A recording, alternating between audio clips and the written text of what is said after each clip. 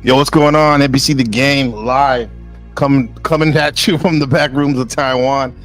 This the real District 13, Shaolin. What's really going on? Special broadcast today. Oh man, the legend. I mean, dude, you'll see. I'm so excited, man. I'm so excited. I had the peacock for that intro.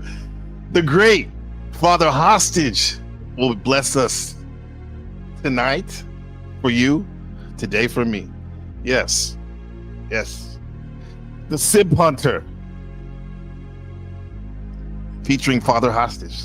The great Father Hostage. I'm excited, man. The chat is already buzzing. Shout out to Brown's boy with his clownfish. What's going on? Shout out Buddha in the building, bitch. Let's go. Smash that like. Hit the dono. Hit the dono for sure. Yeah. Hit that up.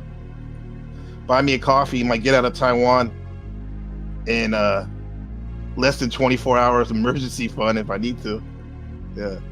Shout out to the great Bex in the building. Happy you're here, Bex. You know a lot about the male-female social dynamics. Dogma free in the house. What's up, fam? No, I'm excited. I mean,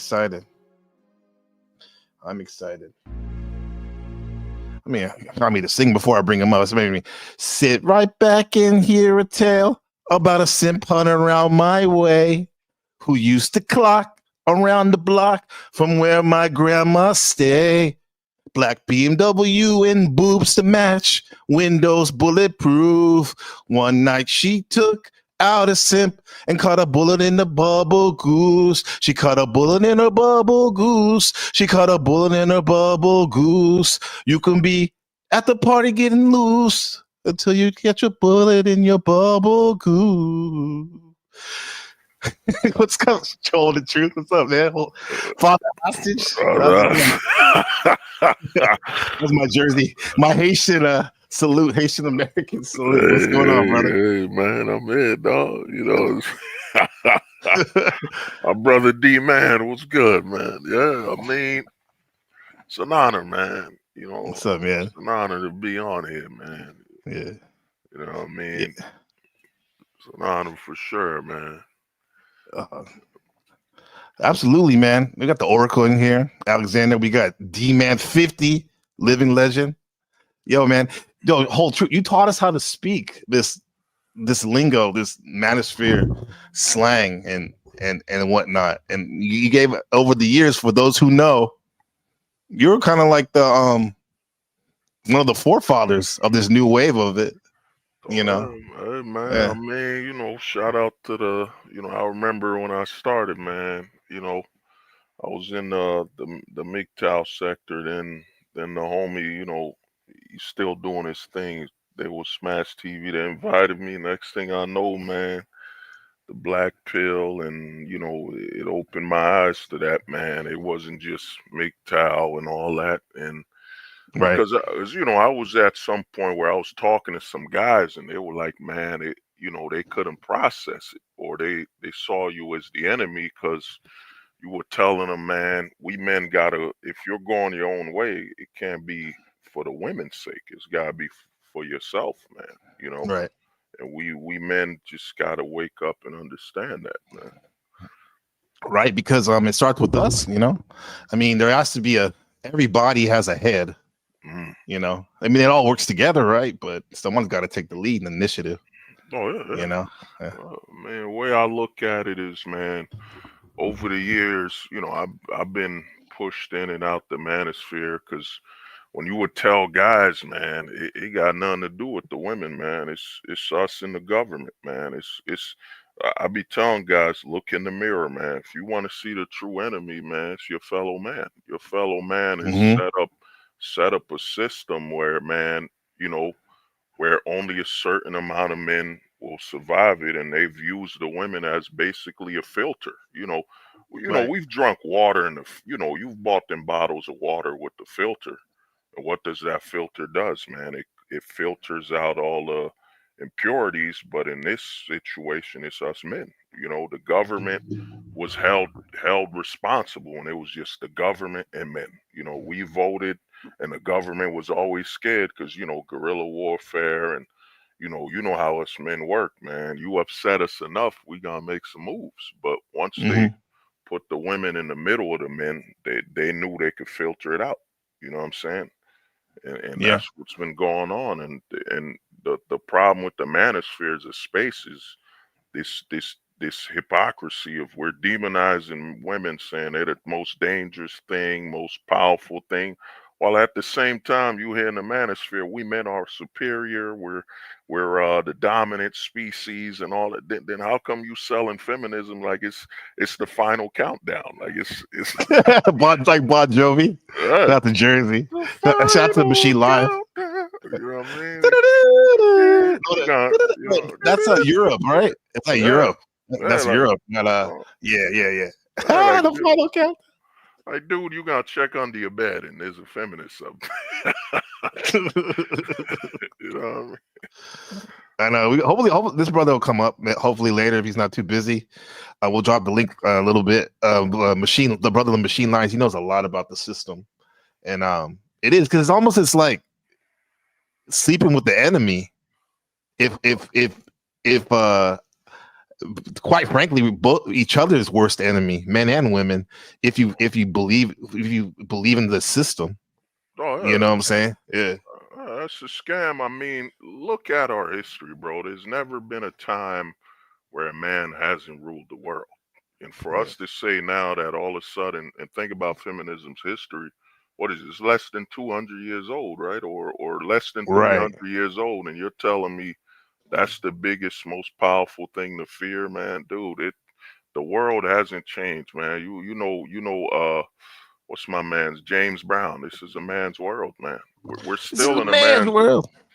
still in Yeah. a man's world, bro. It's just the narrative is to sell that the women are the responsible, and even Hmm. I don't want to push things too quick, but even the whole female nature scam you hear all over the manosphere, it's hypergamy. It's this. How is it hypergamy when the fathers used to choose who their daughters would marry? Hmm.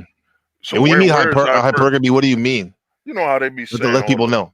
the women be hypergamous, choosing the next man. They be jumping from one man to Oh, another. right. That's a Next best lie. thing.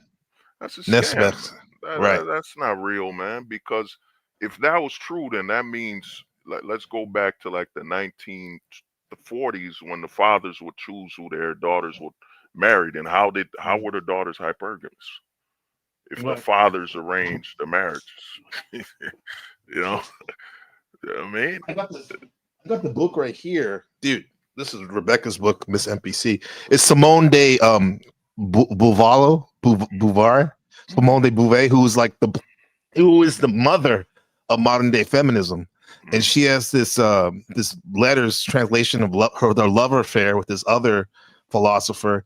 And in the story, when you look at her biography, her father wanted to like you said, did an arranged marriage with her in the early 1920s. mm, Wanted to do that, but she wasn't having it. She was very strong-willed, uh, and almost like kind of like masculine traits and whatnot, and she wasn't having it, and she rebelled and bucked the system, oh, which sparked her take on feminism, which yeah, is the feminism that we see today.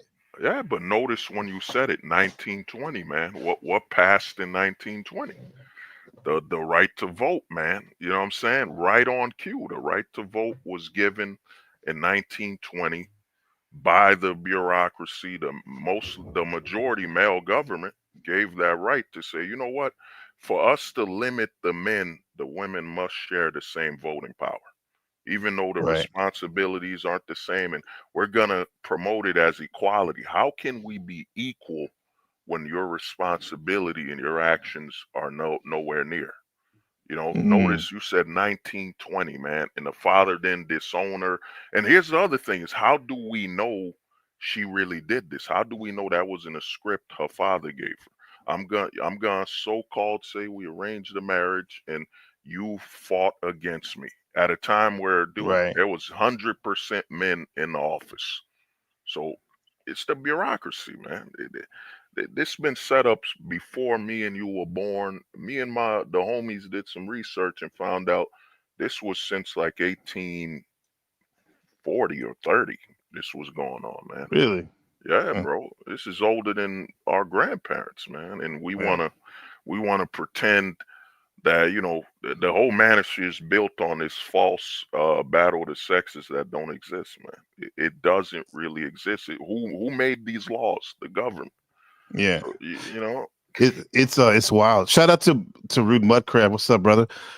Who got it started for us down under over there in Australia. And shout out to the lovely Zephyr and hold on, the beautiful Sherelle Snow. And we got oh the we got homie, Kayla. oh the homie Kalalo, what's good, man? Kalalo. What's up, bro? It's the homie Yeah. right there. Yeah. Yeah. Man. Well, I was missing that JP, bro. I meant to ask you. You need to get a hold of Oh, my JP. brother JP, I gotta hit him up. I was Yeah. chopping it up with JP a month ago, man. He doing good. Yeah. Just send my love, bro. Boy, Yeah. I'm gonna let him know. Yeah. Yeah. So we met we met interestingly enough in a on a black pill uh forum. Not forum, was it probably the biggest live stream, right? Oh yeah, the At the homie Smash TV, Smash man. TV, right? Yeah. MD, man. Shout out to him. Yeah. It's funny how we start there, but like definitely evolved from that. You Oh know, yeah. why do you think the black pills is worth at least a stop? Well, Maybe not to make your homestead there, but well, definitely a stop. Yeah. I mean, what I've come to learn from making black pill content is that, man, what's happened to it is, man, it's too orbited by too many doomers. I've always Mm, said the most dangerous pill you could get is the black pill because the black pill, the odds of you getting a right servings are rare. Like you could hmm end up on a doomer. Like what was my man's name? I forget it. He runs a black pill channel where all he talks about is women not liking him when he was in college and how it's still affecting him. High school, talking about base Pluto. There's a lot of them. yeah, base Pluto, man. And I chopped it up with him a while ago. Wheat waffle. Yeah, all Wheat those, yeah. waffle. There's a lot of guys pretending to be black pilled and really they're doomers or they're Hmm. borderline. I don't want to get too deep into it, but the gray pill. There's a lot of guys scamming a lot Hmm. of men. What's happened right now is, as a guy like me, I'm a millennial. We know a lot of these younger guys, Gen Z, who don't have a father around. It's never been in the case of history where so many men are screaming, "I don't have a father. I can't get women. I'm alone." There's so many men that are desperate right now, and me and you grew up in the 90s where they said, yo, if you don't know that guy, don't trust him, keep your walls up. Hmm. And a lot of men in this space have made content saying, I'm your brother. I'm doing this for my fellow man. Dog, you a stranger. Right. Your father would have told you, don't trust no strange man you don't know. And a Hmm. lot of men online are being preyed upon because they're so desperate to find a father figure or a manhood figure. Really, they're so desperate to belong, and a Yeah. lot of guys have seen that as it's a sense of weakness. And the most dangerous pill sector you could go to, man, with the black pill, you'll either find black pillars. That's why I had to keep upgrading it with the homies. Like right now, we're on Black Pill 5.0. I had to correct me and the homies, JP. Shout out to some of the homies. We had to Shout out correct to JP. things. We had to, Pars. oh yeah, Pars, the homie. We had to correct a lot of things because I'll give you an example. In the Black Pill, when it started, I call this Black Pill 1.0. You would hear they call it money status. I think it was money Money status. stat No, it's looks. looks Money money. status looks. Yeah, it was looks Looks status, looks money status. But status. In that that order, right? yeah, that Priority. yeah, that order don't make sense because the majority of women will meet a guy, of course, looks, then Hmm. status. I worked as a bouncer. Rarely you'll see women meet a guy who's making millions of dollars. Those guys usually schedule locations like you gotta be invited. Right. Invites only, dude. I'm gonna You tell you. worked those events too before those, right? Yeah, bro. You work those big time, high Yeah, end. Yeah. yeah. Not to interrupt you, bro. I was working private security where I had Bon Jovi there. We're talking about Wow. potentially over. I was doing security for them. It was over $100 million in that building, based on Damn. their network. And guess what? Lupita came. What's that rocker, man? He played the Joker everyone hates. You know what I'm saying? He played the Joker with all the tattoos, man. There's Jared Leto, the Yeah, actor. I met Oh Jared yeah, he's in the Leto. band. You're right. He has a band too. You're right. What's up, Yeah, Crazy Mama? Good to see you. yeah, bro. I met Jared Leto and everything, bro. And Jared Hmm. Leto, it was invite only. Like, so how can one of the problems with the original Black Pill was how can you put looks, money, status? How can money be ahead of status when the majority of women, if they meet a man with money, it's invite only. You're not gonna How get do you to get in the their. door? Yeah, you're not even getting to see them. They party, they rent. Dude, Bon Jovi rented out. Not Bon Jovi. I mean, what's the group? It was U2. U2 Okay. rented out the Bono. entire bar. Bono rented out the entire bar, bro. Lupita came there. It was huge, man. Yeah, and Hmm. it was invite only. And guess what? They didn't make no big noise about it. It was so private. I came to work. I didn't even know what was going on. They just said, "Yo, Yeah. man, no one's coming in." It said, "Yo, keep it between us." Bono bought out the whole bar. They Yeah. rented out a whole bar. That's 100,000 at one night. So how can Damn. women interact with these so-called rich men Right. without an invite? And you remember watching VH1, I love the music. What did the rockers say? We would point out to the women we wanted. So they were Hmm. invited. The women didn't choose these rich guys. They would point at them and say, "Yo, give me Shorty in Sector 5, give me Shorty in bleacher number 7." The millionaires point and choose, man. So Yeah. we did Black Pill 2.0 where we said it's looks, status, money. You know what I'm Hmm. saying? It ain't no looks, money, status. That order doesn't make sense. You know? Because looks is the first thing you see. hmm You And know. then Yeah. status, like you, my homie, you could be a manager. The odds of a woman meeting a manager is far higher than her That meeting is a millionaire. status. That's That is status. status. And Yeah, that's in that ecosystem right there. Like, look at you, bro. Like looks. Are you like 6'8" or something like that? 7 foot. 6'7", man. Oh man, yeah. That's the Um, hype pill too, man. That uh, yeah. that's what I told people, So, man. I could have gone the Tyrone path, but there's a price for that. Could have had like 20 baby mamas right now. right. I'm would have surprised been you don't, man. would Spread the have been seed. I would have been talking to you through a jail cell like Suge Knight, man. We would have been for child support or what? uh, Nah, you get your money up. You got it. Yeah. No, nah. no, I'm sure though, that's status too, though, as a security. I did it for a little bit for a Mhm. club, and there seems to be some type of status there too, Oh yeah, yeah, right? yeah. Nah, Yeah. that's that, dude.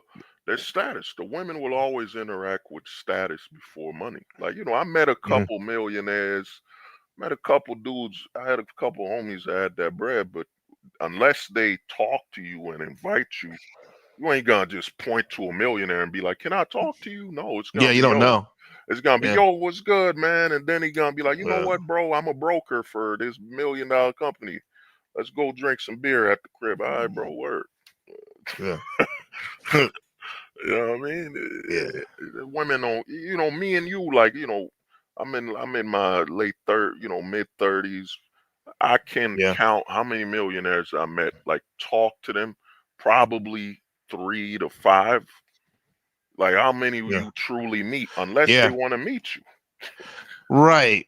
I mean, I used to meet some, like, of course I didn't know exactly, but I met like CEOs of like what is Mm, it, the GoPro, mm, Solar City. They used to come into my store a lot, high-end Italian store mm. that we managed. But like a lot of them are unassuming too. Well, they don't You know know, what I it. mean, super chill and whatnot. But yeah. So it evolved Mm. the black pill, but it's limiting though too, right? Unless you do evolve it. Yeah. So where are you at now with it? Well, I mean, what I realized, the limit of the black pill, it took a while to get there, but the limit is kind of like the American ingredient. If you don't have freedom of speech, if you don't have the right to press, like there's an ingredient. For example, I remember talking to a guy, we was on Smash TV where a guy called us from Australia. You don't got freedom of speech in Australia, bro. So how can you be black pilled? Like America, if you look at the black pill and say, yo, if it ain't like America, like I couldn't be black pilled in China. You know what I'm saying? You say the wrong words in China, you disappear. Or if I couldn't be black Oh pilled yeah. in India, man, the black Well, pill. even Yeah, go on, man. okay, I'm sorry. Even here in Taiwan, it's pretty free like America. However, I'm still a visitor, a resident. I'm not a citizen. So this is why, like me and Buddha, we've been working out this, this pillology. I guess from you, you have the term pillology, and philosophy. Excuse me. I guess I'll call mine pillology. Don't copyright me on that one. Oh, nah, Infringement, right? I But using the black pill, red pill, and the blue pill when needed. You know what I'm saying? Especially some of us that live in some of these unique situations. So yeah. I mean, because like they're pills, right? We're using the metaphor. You only take a pill when you're sick, right? I guess for some folks, this culture, this matrix makes you're constantly sick, huh? Well, I mean, the way I looked at it is this, bro, and I noticed this when I was in the black pill doing a lot of content. Is I noticed that the majority of channels claiming they're black pill, they're overseas. We're talking channels from Russia, Poland, Poland. They would fucked operate. up cell. Yeah, they would operate, bro, with a VPN. That's how much, and for them to experience it, they would have to operate overseas to experience it here in America. Because if they were caught in Russia talking about the black pill, man, you'd be fed to like a bear. You know what I mean? Most of the black pill channels are overseas, bro. Majority of them ain't even in America. I found that out, and I talked to a lot of the homies that were running them. Yeah, well, like shout out to the chat. Like, have you ever heard of the black pill, red pill, all these pills? Have you heard of that? What we're talking about? And because when we bring it up, I'm talking about male female sexual dynamics, right? A lot of people are familiar with the red pill, which is the the self-improvement, right? You get after it, right? Get after it. Make your lot in life, right? It can overcome a lot. That's what I think of when I think of the red pill. Well, to me, man, when I did reach the red pill, to me is a scam, man. It's a scam built on 1950s American ideology. You know what I'm saying? The ideology that the nuclear family comes before the extended family. Like if you listen to the red pill, the mass majority of that content is 1950s America. You're going to have a nuclear family, son. It's going to be you, the mom, and your children. No grandma, no uncles, no extended family. Well, welcome. What's up, my fan? To the nuclear family. You know what I'm saying? All their talking points come from idealism. The red pill starts in 1950, and they stuck there. They don't even know that they're preaching military propaganda and government propaganda. Think about that, bro. You want me to live in a situation where my children can't access their grandma, they can't access their uncles. I'll tell you this, like my situation is kind of like that, but not by choice.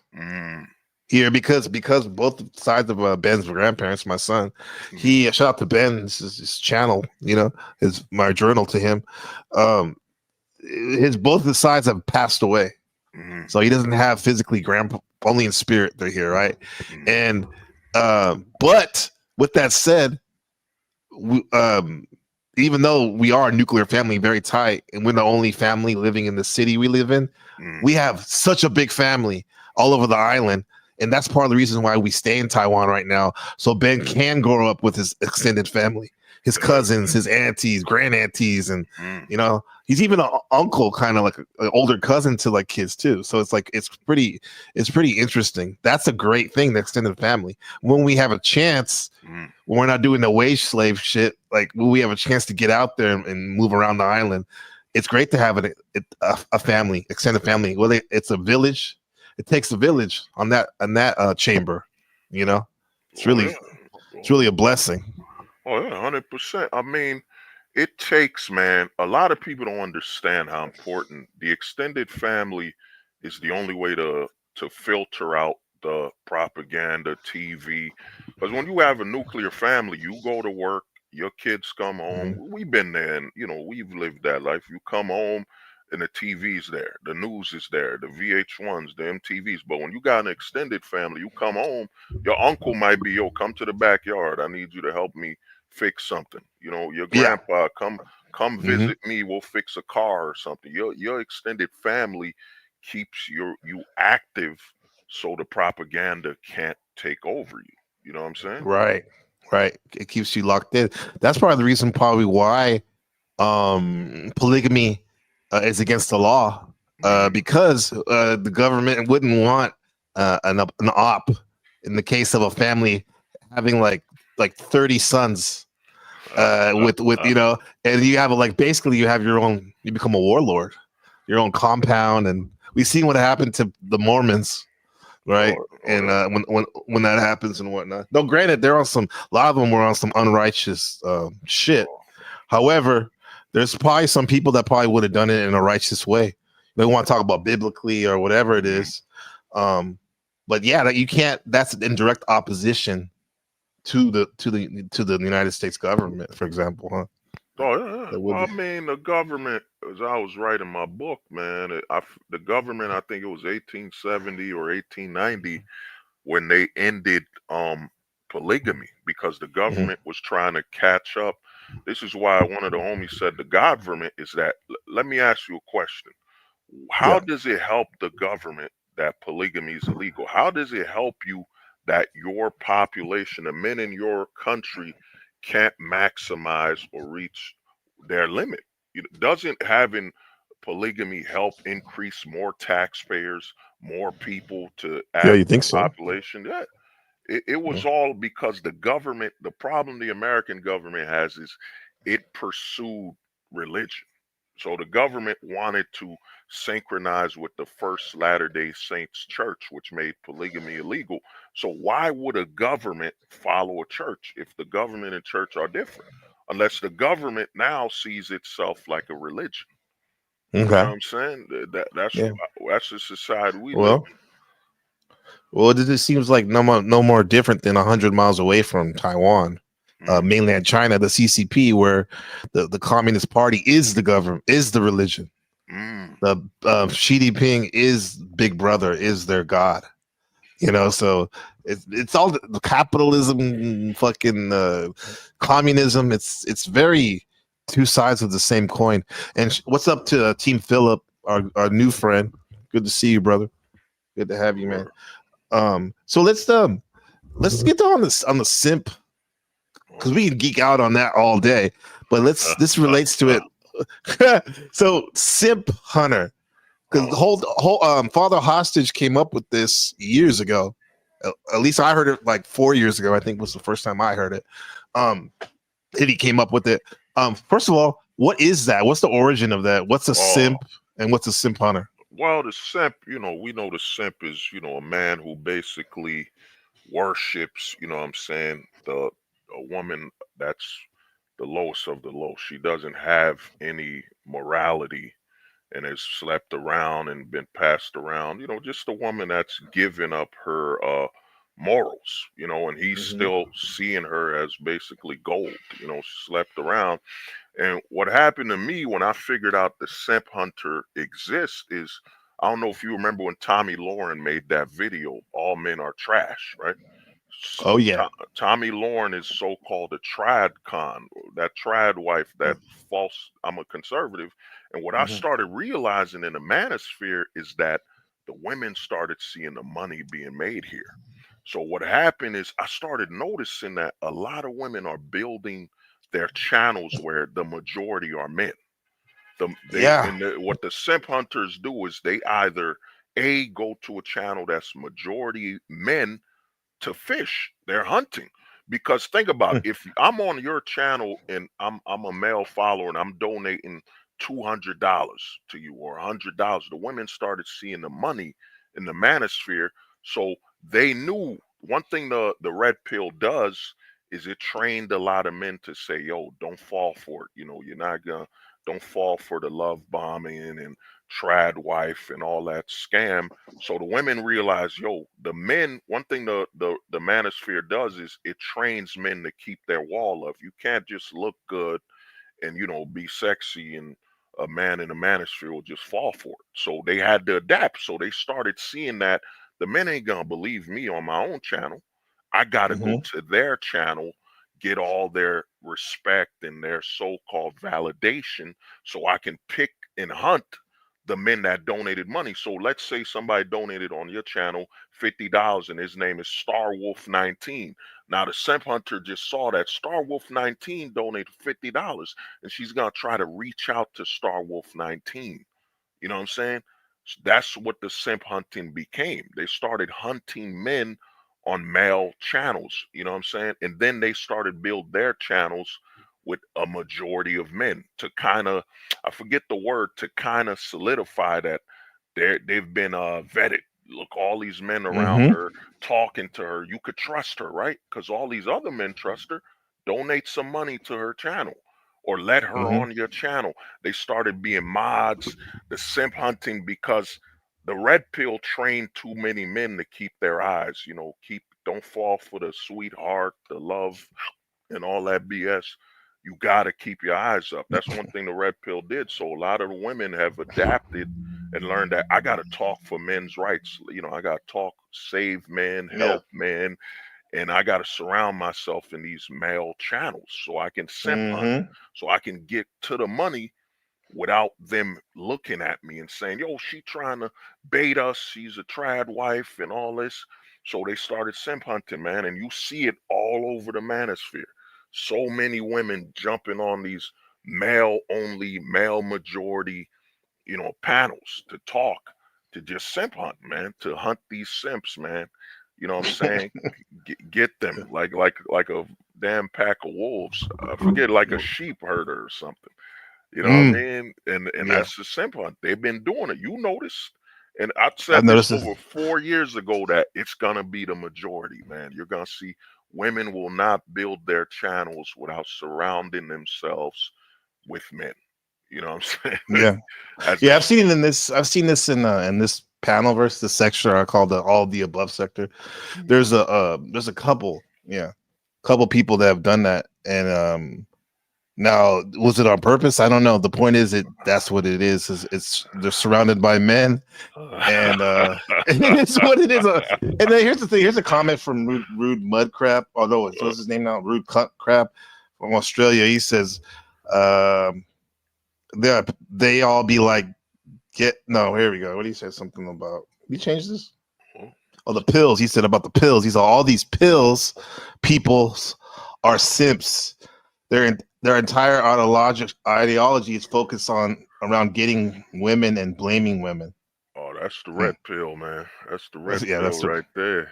Blaming Mm-hmm. women and all that. You would see the. I told guys this, and you were there when we chopped it up. I remember when you told me you in Taiwan. I'm like, man, bro, that's big. And up here, you could see all. I told dudes Yeah. like I was a bouncer, bro, and I think it was 2014. I was in New York, and these Zoomers were talking about, M2. I don't want to say YouTube. Yeah. M2. They were talking about it, and these dudes were like Gen Z, bro. They were guys working in the Wall Street sector saying, nah, I can't approach these chicks, man. I might get M2. You know what I'm saying? Oh So yeah. Yeah. so I told guys the red pill will become mainstream. Why? Because it's useless. What does it do but tell men to stay here, feel bad, and pray that things get better and fight the system when there's trillions of dollars. There is literally trillions of dollars in the divorce court, the child, what is it? The child support system, Mm-hmm. the marital system. What are you gonna do? The red pill tells men you need to line up and fight. for nothing. Fight and sacrifice your life for nothing. You know what I'm saying? And you gonna know this. Me and you had to talk about this. One of the biggest quotes in the red pill that shows you that it's about making men suffer is, what do they say? Well, good times make men weak. Hard Yeah, yeah. times make men strong. If hard times made men so strong, then how come it was the baby boomers that created this whole system? No fault divorce. They went through the hardest of times, right?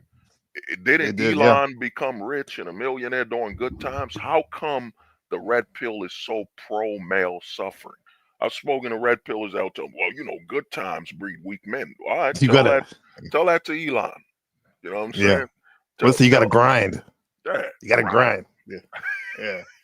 You gotta grind. Yeah, I mean, for me though, like, I was introduced to the red pill through the married red pill, and a lot of the things that I was reading, because most of it wasn't videos. What I was watching, I was reading the subreddits and people's field reports about like their situations, Word.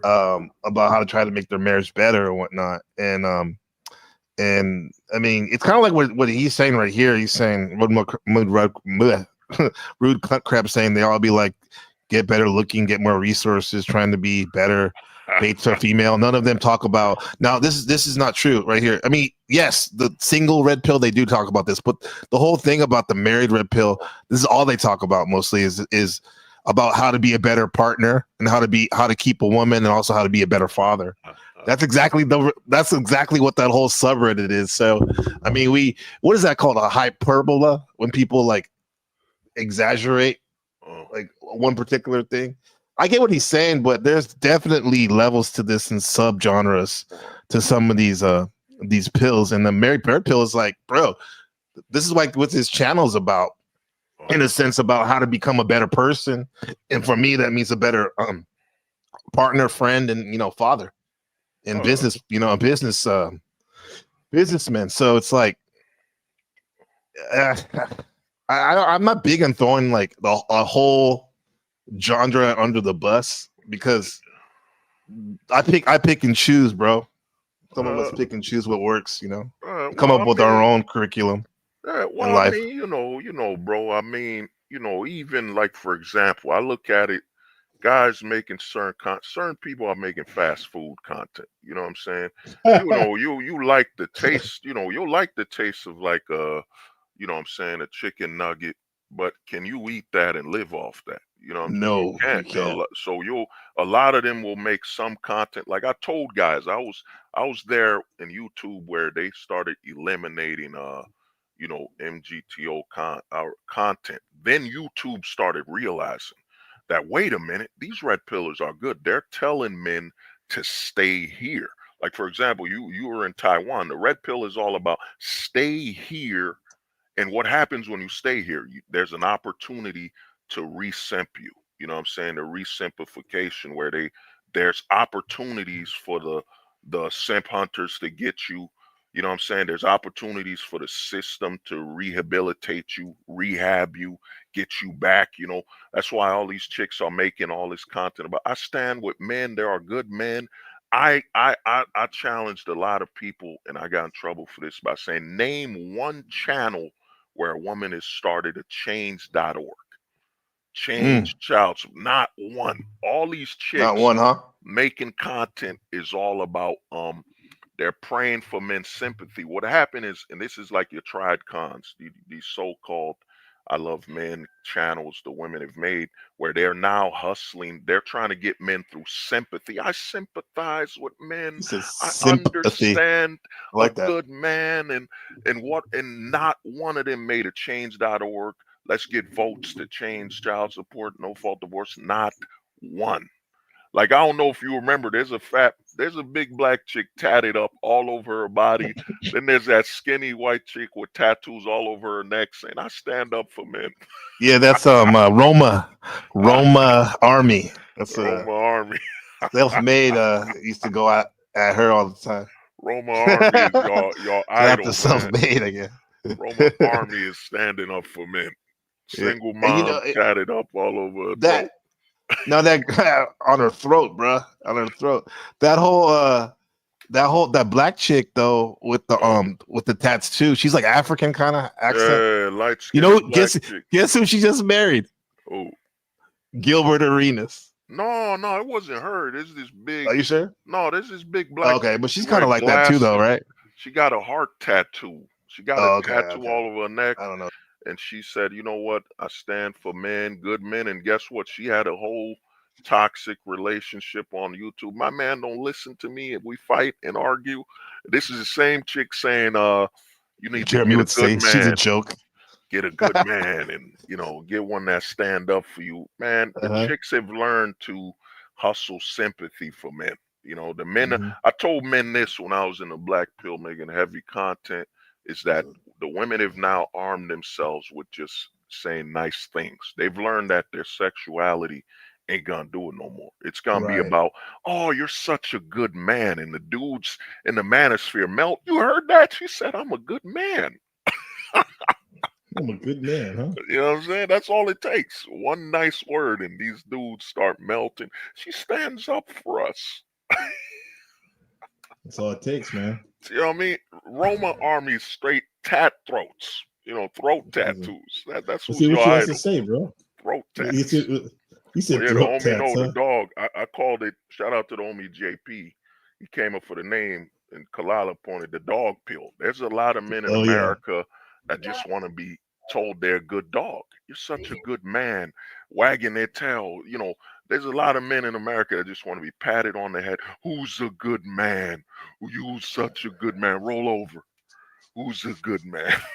I mean, because you talked about it earlier, bro. The mom, the mama boys, like a lot of the fathers weren't in the house, or if there was a father, he was just going through the motions, right? So the mom like love bombed their little boy so much, but not actually, being realistic and checking him when he needed to be. So that's what they want. They want the guidance from the woman. Even though I think a lot of us do when we slow down and rotate on these things. Some people call them meditate. We know what to do. We have a knowing, but some folks, they need that reassurance from the female, even if their bros are trying to help them out. Bro, I mean, bro, what's happened is a lot of dudes, we grew up in the 90s. Your mom was supposed to be the one that would be soft on you. Your pops was going to be the one that's stern and, words don't hurt, sticks. And like I tell people, me and you, we had this convo is that, and I even spoke to the homie JP and some other people. Shout out to homie David Little, is that I told him, dog, Dave. We survived 20 years, bro. 20 years of programming. We survived, bro. There's not many men around our age. I've seen guys 40, 39 that are now calling other men misogynist, sexist. Yeah. They've been programmed. We're talking guys 45, 50 telling you need to synchronize and have emotional intelligence, brother. I'm like, man, eat that bean pie, man. Shut up. You know what I mean? Swine, my brother. Eat this swine, man. You know what I mean? But Yeah. emotional intelligence is that, bro. Look at Roma Army. Never removed their tattoos. Nah. None of that. You want to be She's so a trap good. con, bro. This is the quality now. This is the standard of what it means to be feminine, caring. It's tatted up, throat tattoos, man. You know what I'm saying? Look at Let's that. see what she has to say. Let's see what she has to say real quick. Oh, they're calling her chameleon. Funny, they're calling her chameleon. We'll talk about that in a second. Welcome to how good women respond to the term nice guys finish last. If at any point in this video you start to feel pissed off at me, you're probably projecting because this is reminding you of behaviors that you are doing. This one may come as a little bit of a shock, but it is not a turn on, and it's actually a red flag for us when you are a self-proclaimed nice guy. A genuinely nice guy shouldn't have to self-proclaim it. I'm a nice girl. Nice guys usually get used by the toxic women that know that they'll say yes to everything that they want. Pause and that. Then they complete. Look at that. She's a nice girl, and she talking about toxic women, throat tats. This is what a deep shade on that throat tat. I predicted this, bro, and I told guys there's no standards. Is that, dude? How does she qualify?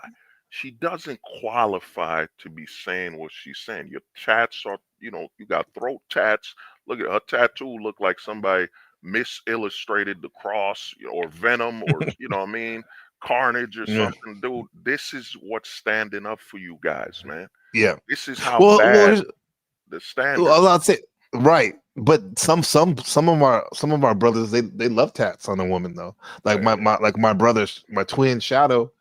Yeah, he loves tattoos. He's tatted out like a motherfucking Hell's Angel. I know the homie, With, man. Nah, yeah, so some people like that though. The yeah, I tats. mean, some brothers, but I'm saying for you to look at her and say she's so-called the girl next door, the sister Mary Claren or all that, dog, throat tatted up, and even the homie Shadowback, if he tatted up, is that he knows that what he's looking for isn't the norm. You get what I'm saying? It For a woman to have tattoos and all that, that takes her out of a different spectrum. You know what I'm saying? Right. You know what I mean? Like He Crab knows that says this he ain't says he normal. looks like a bad looks like every other bipolar woman I ever been with. Yeah, And bro, then Markella's like, what's that tat? I can't even tell. And then Locksmith coming with the locksmithism. Yo, she loves D in her neck.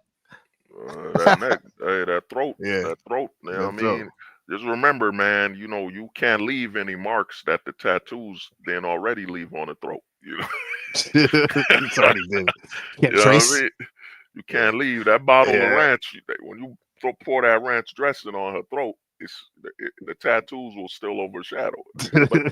But this is what's going But on. Buddha knows better. He knows what's up. Uh, this is the standard for what's talking for men in America. This is how bad it is here. That guys will accept anything. Yo, a chick could be a straight up, what they call that, a street walker. Come out and say, Yeah. I love good men are great. They're kind. They're loving. And you're like, they're gonna clap for a street walker. You know what I'm saying? Oh, she's Yeah. standing up for us, brother. With ranch pouring out her throat. You know what I mean? There ain't Yeah. there's no standards in this. Right. And I was gonna say, like, yeah, we're not blaming women, but I wouldn't even blame men, because when I think of blaming, I think that's what that's for like little kids do, or even like ignorant women and men to kind of blame. It's more like, I guess, and at least the way I'm putting it is like I'm giving these what I see as truth to them. Well, You know what I'm saying? 100%. My thing is, And like, bro. and do what they will. Mhm. If I share, that's up to them. I didn't what I feel like my job. Now you can either accept it, learn from it, or not even do nothing. But it is what it is. I'm not blaming you. No. My thing Yeah. is, man, it shows you the state of the West. The West is so messed up. The men have no authority, no standards. They can't set anything. So the chicks that literally got throat tats Mhm. that's single moms and stand up and say, I know a good man. And you're like, look at you. You don't qualify. You know what I'm saying? You don't qualify to talk for what's a good woman. And the other thing is, this is how you know you're in America, is that the women are telling you what a man is. You know what I'm saying? I remember I had a chat with one of the homies. I'm gonna give you a question, like a man and a woman both cross the street. You know, I'm gonna ask you this question. They both cross the Uh, street. Are they both in the same perspective crossing that street? Like they both cross the street. It's a whole different spectrum, man. Men and women do not exist in the same perspective nor the same world. oh I yeah, walk. I mean, from a human man or woman, everybody has their own version reality tunnel for sure. But especially, and then if you keep it even up a notch, yeah, men and women definitely in Mhm. general have a different way of looking at things. Right, right, I, I, oh, go on, bro. Go on. I would assume, because I actually never did no Freaky Friday shit, Lindsay Lohan, where I was able to switch consciousness Oh, with my parents. So like, I don't know, but I would assume that the woman's is completely different, and because of all the things they've experienced and growing up, conditioning and experience, and experience once again, oh, same as our young men. no, the thing I'm saying is this, bro. A man crosses the street if your body language is off. You know what I'm saying? The person living in that house could see you as a threat. a lot of men aren't raised with understand that we're weapons, man. You know what I'm saying? To be a man is to be a weapon, and it's to be a natural threat. It's just the way of the world. Like if I came on the bus and I was cracking my knuckles, cracking my neck, Yeah. you know what I'm saying? Would it be wrong for the people on the bus to feel is something wrong with this guy? Like, is he a threat? What is he gonna do? Hmm. You know what I'm saying? But if a chick was cracking her neck, cracking her nails, they're just gonna be, oh, I Hmm. guess she's stressed out or something. Yeah. She's not a threat. We don't exist in the same, Oh yeah, yeah. You're cause and right. consequence. You know what I'm saying? It's a totally different. Yeah, I experienced that when I was living in Deep East Oakland on Mm. 79. My head would be on a swivel every day in that neighborhood. Or as my wife is like, She's smiling. She's yeah. walking with a bicycle. I'm walking on sunshine. Hey, Wow, what? you're listening to DMX. What was that song where he said, damn, I forgot the way the record went. The record where he was sad. It was very sad. I forget the DMX record, but yeah, man. Yeah, it was it was a sad state living there. Definitely a reality check. Right, Definitely. you know what I mean? And you know what they were saying, the chameleon thing. The thing about chameleons is it got outdated, man. A lot of people Oh don't yeah, know tell that. us the difference between a simp hunter. We already said that. Can you just to reset the topic, your Oh, definition of a simp hunter, and then we'll talk about a chameleon. oh yeah. Well, the simp hunter is, like I said, it's really a woman who builds her entire brand surrounding herself with men. The majority is always men, or she goes on a panel of a majority of men to hunt the resources of men donating money to other men. And you know, Hmm. if she has her own panel with majority of men, it's to basically validate that you can trust her, you can invest money in her because she's surrounded by men. Now, the chameleon, on the other hand, why it doesn't work anymore is that the chameleon tries to play this role. She dresses up, talks this certain way, looks this certain way to appeal in a appeal to men. She might dress. We saw Tommy Lauren used to dress mad, so-called conservative, but once Hmm. she got her bread, that chameleon thinks she can only hold it for so long. And a lot of men Right. have been trained from the manosphere. And the manosphere, like, dude, what is it? The manosphere started what on YouTube heavy 2014, 15. You Hmm. had you had so many channels they removed. Men have been trained to look for the chameleon. You know what I'm saying? It took me a while to learn that word trigger. Certain things trigger me, like certain words that are Yeah. said, certain things. And once I'm triggered, the brain, I'm out. And a lot of the chameleons try to look a certain way, but that don't work no more, man. That was working in the early 2000s, late 2000s, Hmm. early 2010s. But after M2, where we saw all these so-called conservatives just throw their husbands and set them on fire, you know what I'm saying? Or jobs, the chameleon don't work no more. A lot of channels where the chicks just do their own content, it doesn't work anymore because men are falling for the chameleons or they aged out. Like the red pill is constantly teaching men, yo, it's 20, what is it, 18 to 25. So any chick that's a chameleon that's around above the age 25 trying to look like a conservative and so on, why aren't you Like, married? like this right here, like pearly Oh things. man, oh, just Pearly copied. In the words of Let me Soldier see what you Boy, have to she say. stole her whole flow from this Australian white chick. I don't remember her. She was an Ooh, Australian Australian, white huh? chick. You don't That remember? would be base. It would seem like that. The Australian women and Australians in general are pretty base. Yeah, Yeah, no, there you was tell it an like it is. yeah, bro. There was an Australian white chick who did so-called chameleon content for men, and Yeah, Just Pearly stole her whole swag, man. man, I Stole didn't her know that. whole flow, Uh, bro. I forget Stupidest her name. conversations Look at this in my life. I am good, and I'm just gonna focus on meeting people in the wild, like the good old days, right? in the wild. I Oh should shit! actually. Did you hear that? Oh, the She's wild. literally using our metaphors Yeah, in the no, yeah. wild, bruh. They've adapted. Yeah, that was a black pill. The black Yo! pill used to tell Oh guys, my yo, god! you gotta find a chick in the wild, bro, off the dating There we apps. They've go. taken, they've a lot of men don't get it, man. And this is how you know a lot of dudes is messed up is yo, no one adapts to men like women. Look, we wouldn't have made it to where we are now if Sydney the women Watson. didn't adapt. You know, yeah, Sydney Watson. Thank you. That was her name, bro. She had a whole channel.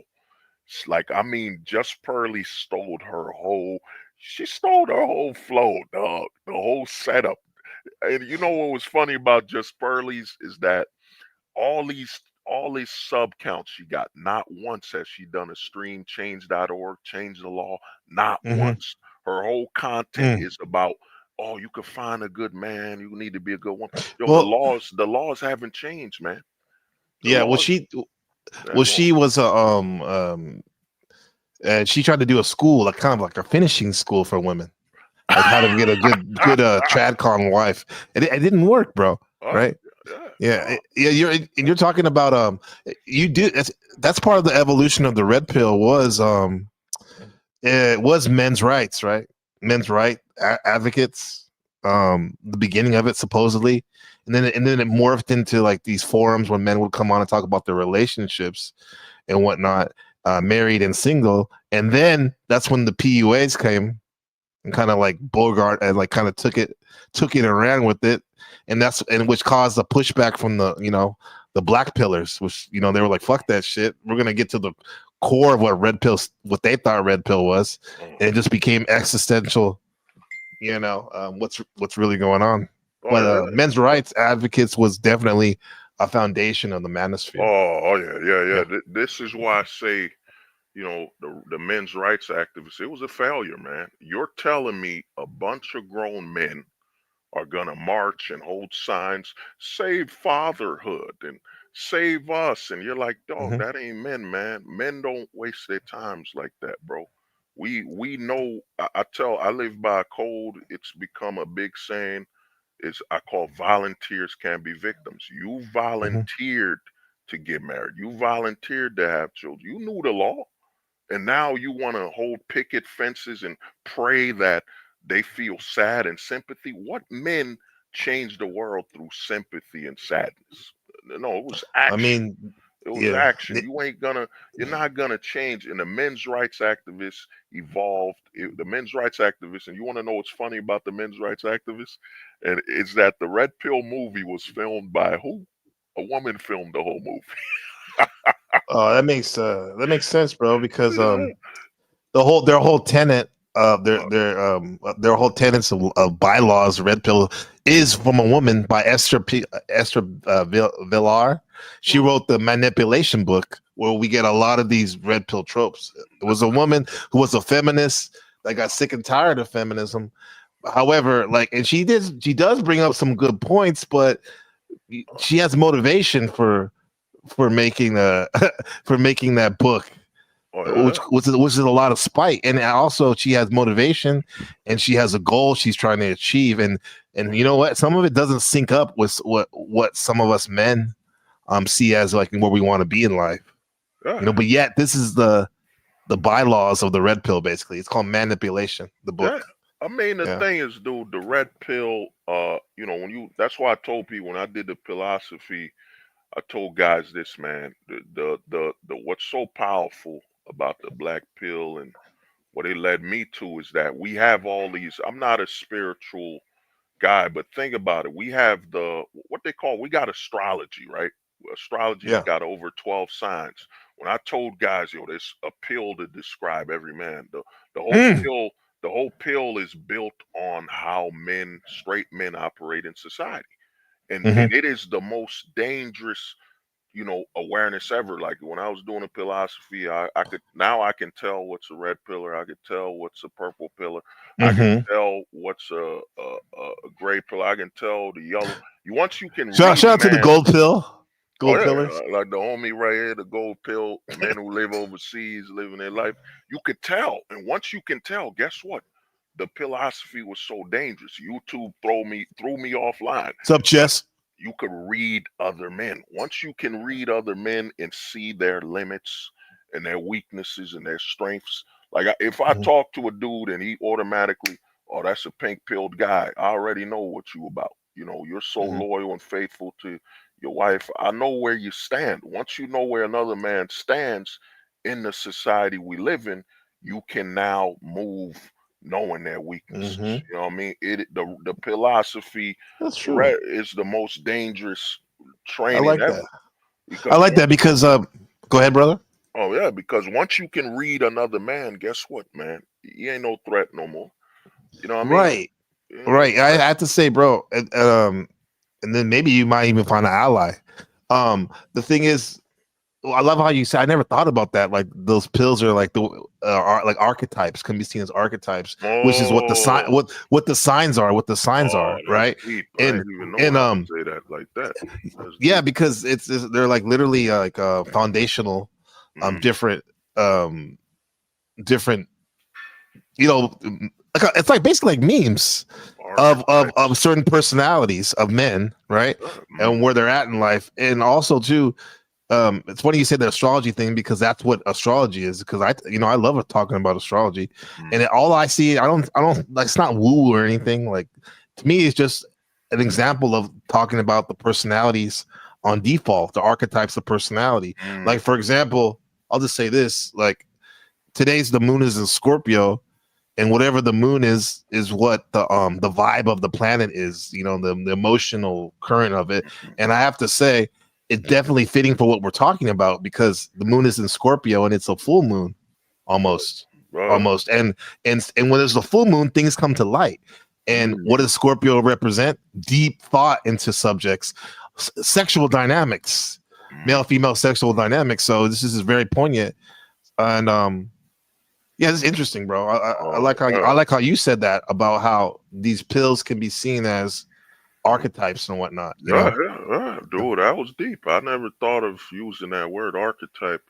You see, man, I always tell brothers, man, I'm willing to learn and, add Mm-hmm. some of the ammo to my repertoire. But the other thing is this, man. The reason, I was kicked off for you, I won't say it again. They might be tracking.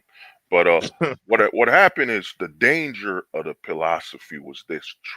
The thing is this, man has been reading the exterior world, like what you mentioned about, astrology, external. Yeah. You know what I'm saying? Dinosaurs. We've done all this research on everything except ourselves, and the Right. philosophy was all about the internal, like you were saying, archetype of a man. How will a man operate within society? And once you know, like I'll give you an example. If I know a man's red pill, like you, for example, you're a gold pillar. You live within the globe. You live around the world. You live your life. You know what I'm saying? I know you would invest overseas. You would invest money Mm-hmm. overseas while a red pillar stuck domestically. They believe going overseas is for vacations. They don't, you see, I now know how a red pillar thinks. You're a domesticated man. You have no perception or pursuit of the world beyond vacations, and you don't see the world as a solution. That's what a red pillar is. And the fear of when I was doing the philosophy and it scared so many men is that I was doing the internal investigation of a man. How does a man think from their internal? I'm not looking at dinosaurs. I'm not doing Mm-hmm. astrology. I'm not doing none of that. I'm looking Mm-hmm. at you as a man and say, how do you think in this world? And it becomes dangerous when you look because into the internal. No one's done that. Yeah, we had psychology, but not in this perspective of let's dig into the mind of a man. And like you said, what archetype does he fit in? How does he affect society? How does he move? And once you understand this, you can read. Like I could be in a room. I've done it. I've been in a room or at a bar, wherever I've been at. I can pinpoint just, okay, that's where he stands. That's where he stands. That's where he goes. I know exactly how I'm going to move. You know what I'm saying? Right. It's dangerous, man. Yeah, and you can speak their language. That's why I like astrology, because it speaks the language of whatever you're dealing with. Because normally, I wouldn't have patience Mm, for certain people. But when I find out what they're, how they move on default, 'cause I'm mm, not saying that this is that just because they have the Taurus sun sign or whatever, for example, they're going to be exactly like a Taurus. No, we're made up of everything. We're all made of stars and whatnot. It just helps me have a frame of reference, you know. And like I said, it gives me patience when talking to them, where maybe yeah, before I wouldn't. You know what I'm saying? So Yeah, I mean, you know, another thing you bring up astrology, you know, it's because of the way we've been trained. You know what I'm saying? A lot of people don't know we're made of matter and, you know, hmm atoms, you know, the world, the whole universe is made of that. But because we've been trained to only value what's in front of us, because they don't, the last thing they want you to know is, oh man, you're atomic. If you were atomic, you wouldn't try to fit in all these puzzles. You wouldn't be it's like I was telling guys a few years ago. I was like, you know, I was born in Haiti, right? You know, I'm Haitian, hmm but that's merely the location I was born on the earth. You know, Right. if you ask me where I was born on the earth, I can tell you I was born in Haiti. But if you ask me what am I, I'm an earthling. That it doesn't Mm, change that I'm still an earthling.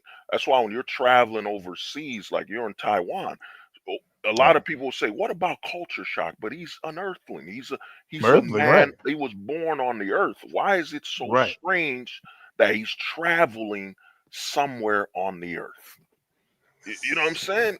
They've limited our thinking to all these nationalism and all this. Dude, I'm an earthling. When I said that, and some people, nah, man, what about your It's nationality and like, this, man?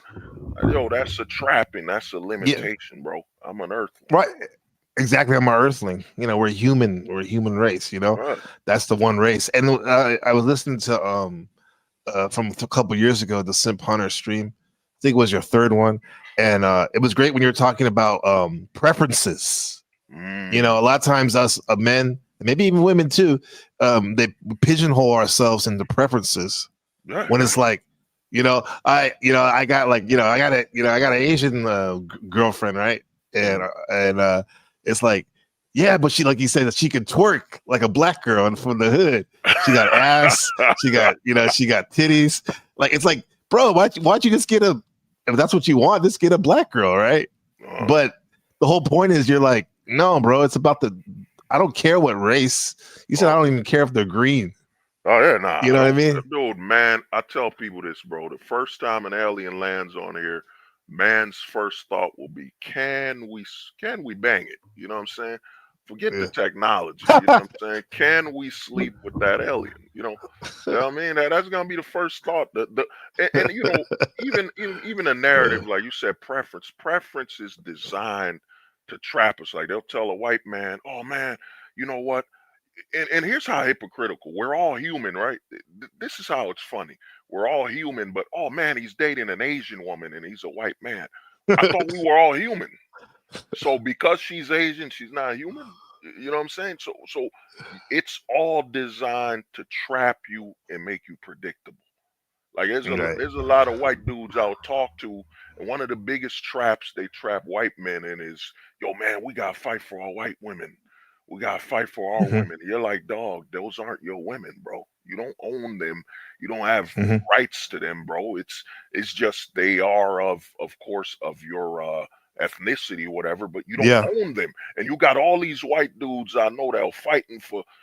They keep projecting this image of, yo, that's my women, and you're like, dog, man, you know, you're just promoting that you're okay with the child support system. You're okay with no fault. You're okay with everything. You're predictable because you're going to fight for your so-called your women when the government has claim to them all anyway. So, you Mm. know, you're fighting Yeah. for nothing. And I'll give you another example that's so big and you know, it's destroyed a lot of women is that a lot of women have been taught to, you know, you gotta, like I told one of the homies, man, I spoke to some guys like a four, let's say you got a nice four, you know, she's in good shape and all that. And history has shown, and you got a nine, you know what I'm saying? Now, the advertisement they'll show is okay, her looks, her body, you know, she's a nine, but let's be honest, between the legs, what rating are you giving between the legs? Like hmm we're all men are going in one direction, right? We're going and where between the legs. The breasts don't matter, the face, like you're not gonna bang none of these other parts. We're going between the legs. So what between the legs of a nine and a 10, what's the difference? hmm You know what I'm saying? What's the hmm difference when you're gonna look there? Like, you know what I'm Yeah. saying? You're not, and I'm saying a healthy nine, not an overweight 5. I'm talking about what we used to see in America, where you see an average guy and an average woman. Of course, we had our fantasies. You know, we'll always have our fantasies, but Right. between her legs, notice that all these makeup companies, they're all designed to promote what lies outside and away from between the legs. Because if they were to promote what's between the legs, every man would just say, "Oh, it's all the same." Well, yeah, you find about the makeup. So true, bro. Like Shima the Oracles, like that's very deep. What you're saying, what you're sharing. Even speaking of the makeup stuff, the outward appearance, that's a big thing here in Taiwan, where a lot of the younger women, they like these boy bands from Korea in particular, and a lot of those men are very feminine, and they wear makeup. They literally wear makeup, and I just saw on the Rap Central News on YouTube, bro, Soldier Boy has become the first male artist to have makeup. So makeup for men. Yeah, I mean, granted, like I asked my wife about it, the thing, and she's like, "Oh, that's foundation. It's foundation, but still, bro, that's different than lotion, right?" Yeah, we men, bro. I believe in one thing: a man wears lotion. That's it, dog. Lotion. We can't use that other one because of the Diddy thing. You can't even reference. You know what I mean? Maybe coconut oil. You know, you can say coconut oil. You can't say the bee. You can't use the bee oil anymore. You know what I mean? But yeah, dude, ain't no man wearing makeup, man. That's weird, man. Go on. Soldierskin.com. Are you ready? Face moisturizer. For them. Everybody go to soldierskin.com. Get that Soldier Boy face moisturizer. Skin's looking good. For them. You want your skin looking beautiful, smooth, and nice like me? Then go get your Soldier Boy face moisturizer, men's care today at soldierboy.net. I said www.soldierboy.net. Me promoting that shit. Hey, but to all my female family down in the chat, is that considered makeup? Could we say moisturizer? Isn't that like cocoa butter or something? That's what it seems like. A lot of people don't know there's a lot of white label brands where, like, me and you could start a coffee brand right now. You know what I'm saying? It's a white label where you just tell them, put my logo on this bag of coffee. I see. Yeah. You know they do that a lot with the merch on YouTube, huh? Some of these companies. Yeah. Where I can have like NPC the game, Hold the Truth, Father Hostage, Father Hostage, like leggings, yoga pants, right? I don't know about the leggings, but Father Hostage lotion. You moisturize your skin like a man. Oh man. My skin used to feel like Geodude from Pokemon, straight rocks. But now I use Father Hostage moisturizer. My skin feels like a Blastoise. It's soft and liquid. A Blastoise. With the subtleness of a Jigglypuff. Oh, the Jigglypuff. Oh, that's gonna cost you. That's my $500 lotion. $500 top tier, huh? I mean, yeah. Let me we grew up. Cocoa butter. That's it, man. The cocoa butter. That's it. Lotion, that's it, man. All about the cocoa butter, man. Let me get something real quick, and I'm gonna bring, if you don't mind, bring the drop the link in case somebody want to build or have even if you have a question or you want to have any pushback. You down for the convo? Father. Hey, you know me, man. I'm solid. Yeah. Okay, I'm gonna drop it in 1 second. Let me put the donut. Get out of Taiwan donation. Buy me a coffee. Shout out to the members, Uncle Fatty, NPC the Game team members, and Uncle Fatty and Patrick Bateman. Appreciate y'all.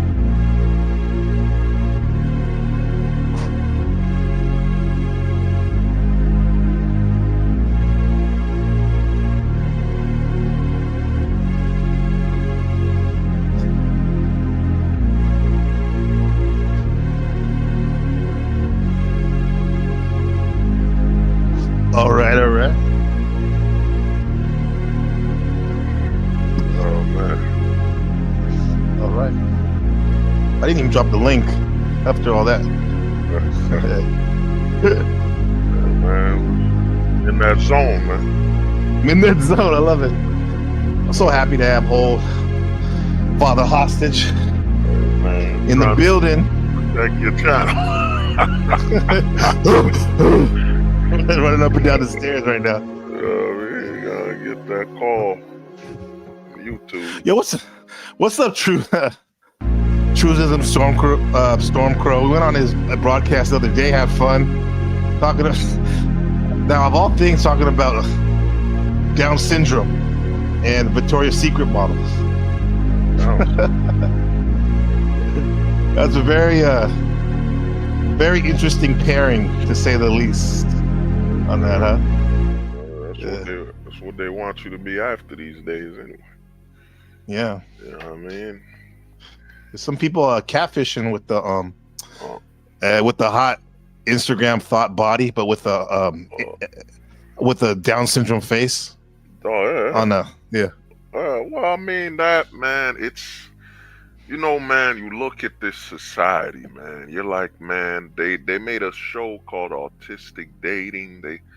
The amount of promotion of the decay. Oh yeah, that's a good show, actually. Bro, it's called Love on the Spectrum. Yeah, Love on the Spectrum. And they had a show, Down Syndrome Love. Yo, it's they don't care, man. This society, you know, me and you chopped it up years ago. People don't understand, man. We used to stream, YouTube deleted the stream. I had 11 hours, 8 hours. Yeah. To do these marathons. I thought you did like a 20-hour one or something crazy like that. I did a 12-hour, 50-minute one. Oh, is that what it was? They deleted it because they knew, man, we were dropping so much knowledge, man. Oh shit. We used to tell people, man, like people would come and go. I'm like, dog, a man's gonna get enough info and move on eventually. And the biggest reason guys will hop on our streams is that, yo, we're at the point in society now. You've been there. You've been here where you heard a dude would tell you, yo, I talk to you about things I can't even talk to my brother about. I can't talk to my father about. I can't talk. Oh yeah, man. I had to move to another country to get my ideas off. You know what I mean? I can't even talk to my family. I was like, yo, bro, it's all respect, man. But you know, that's where we're at. We're like, you know, we're at the point where, man, you can only be honest to strangers, and these strangers you gotta somehow find them randomly. You know, I have people randomly pop up on a stream, or I remember I spoke to a dude, the homie was in India. He chopped it up with me and told me, yo, this is going down. I told him, bro, I told him the honest truth. I'm like, bro, you gotta, you know, do what you want as a man, but let me be honest with you. I think you're better off doing this. And the homie did it, living better, man. We're talking to other people where you can't even talk to your brothers, your sisters like this. It's crazy, man. That you gotta go online to speak honestly with people. Yeah. It's crazy, man. Well, I think it is like one in every family, like quote unquote conscious people who know what's really going on, that like you could zoom out of things and then zoom in very fine, like a microscope. I think there's like probably one, or if you're lucky, two for every family. And what we are representatives of this way of being, you know, and we're meeting up. When we meet up, when we have time, you know, this is the others, as they used to call them, the others. Oh yeah. Bro, I realized a word. It took me years to remember this word. It's called holistic thinking, man. You know, holistic thinking is where you try to figure out how everything fits, man. Because I used to be in school and in class and, you know, talking to people, and I'm like, man, I used to say I'm thinking on a global level, but I didn't know it was I didn't know it was holistic thinking, man. And when you think on a holistic level of trying to figure out how everything fits, you see things differently. Most people just think on what I call they don't even think on the soil. They think just on the concrete level, man. They don't even know what's beneath the concrete. You know what I'm saying? And they talk to you like that. And I tell people, bro, we don't even got to talk about we got to talk even gotta talk even below that. You know, we gotta be beneath Oh, wow. the soil, man. You try to get to the soil. core. Yeah, Trying to get to Siddhartha, the hollow earth. We gotta get to the core of the issue, the very core. People are talking about the rabbit hole. If a rabbit can make a hole and that's where you limit your logic, then man, buy some carrots, man.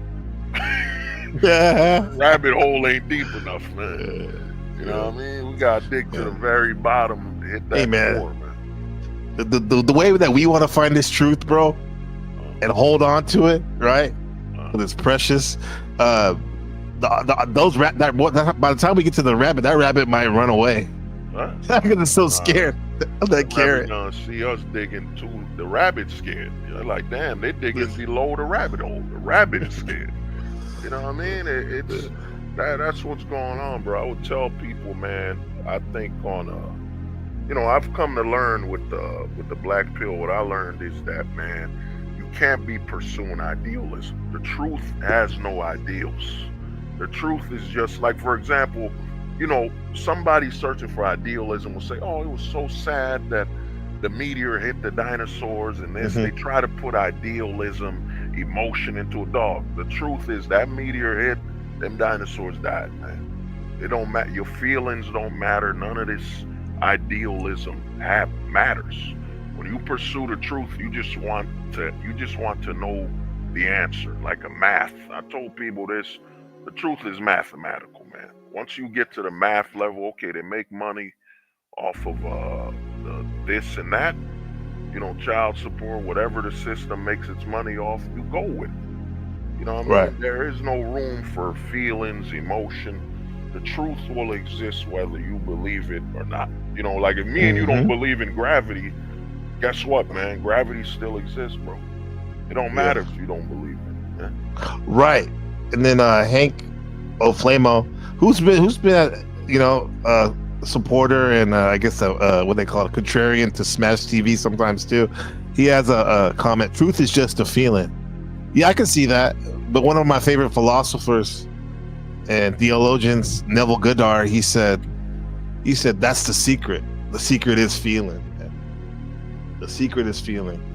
And I think a man who combines feeling with logic and rationale, dude, it can take over the world, man. You can create your own world here and now. Make heaven here and now.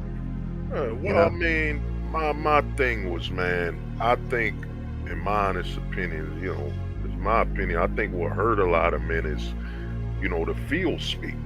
When we were in the 90s, bro, it would be, what do you think? Like, I remember I was on Smash TV, I was telling them, man, in the 90s, they would always ask, what you think? Then as we evolved, it became feelings. It's like if what you feel, it's like if I ask you for directions, how do I get to the North Pole? If you tell me, well, I feel you gotta make a left, right? How can I trust this?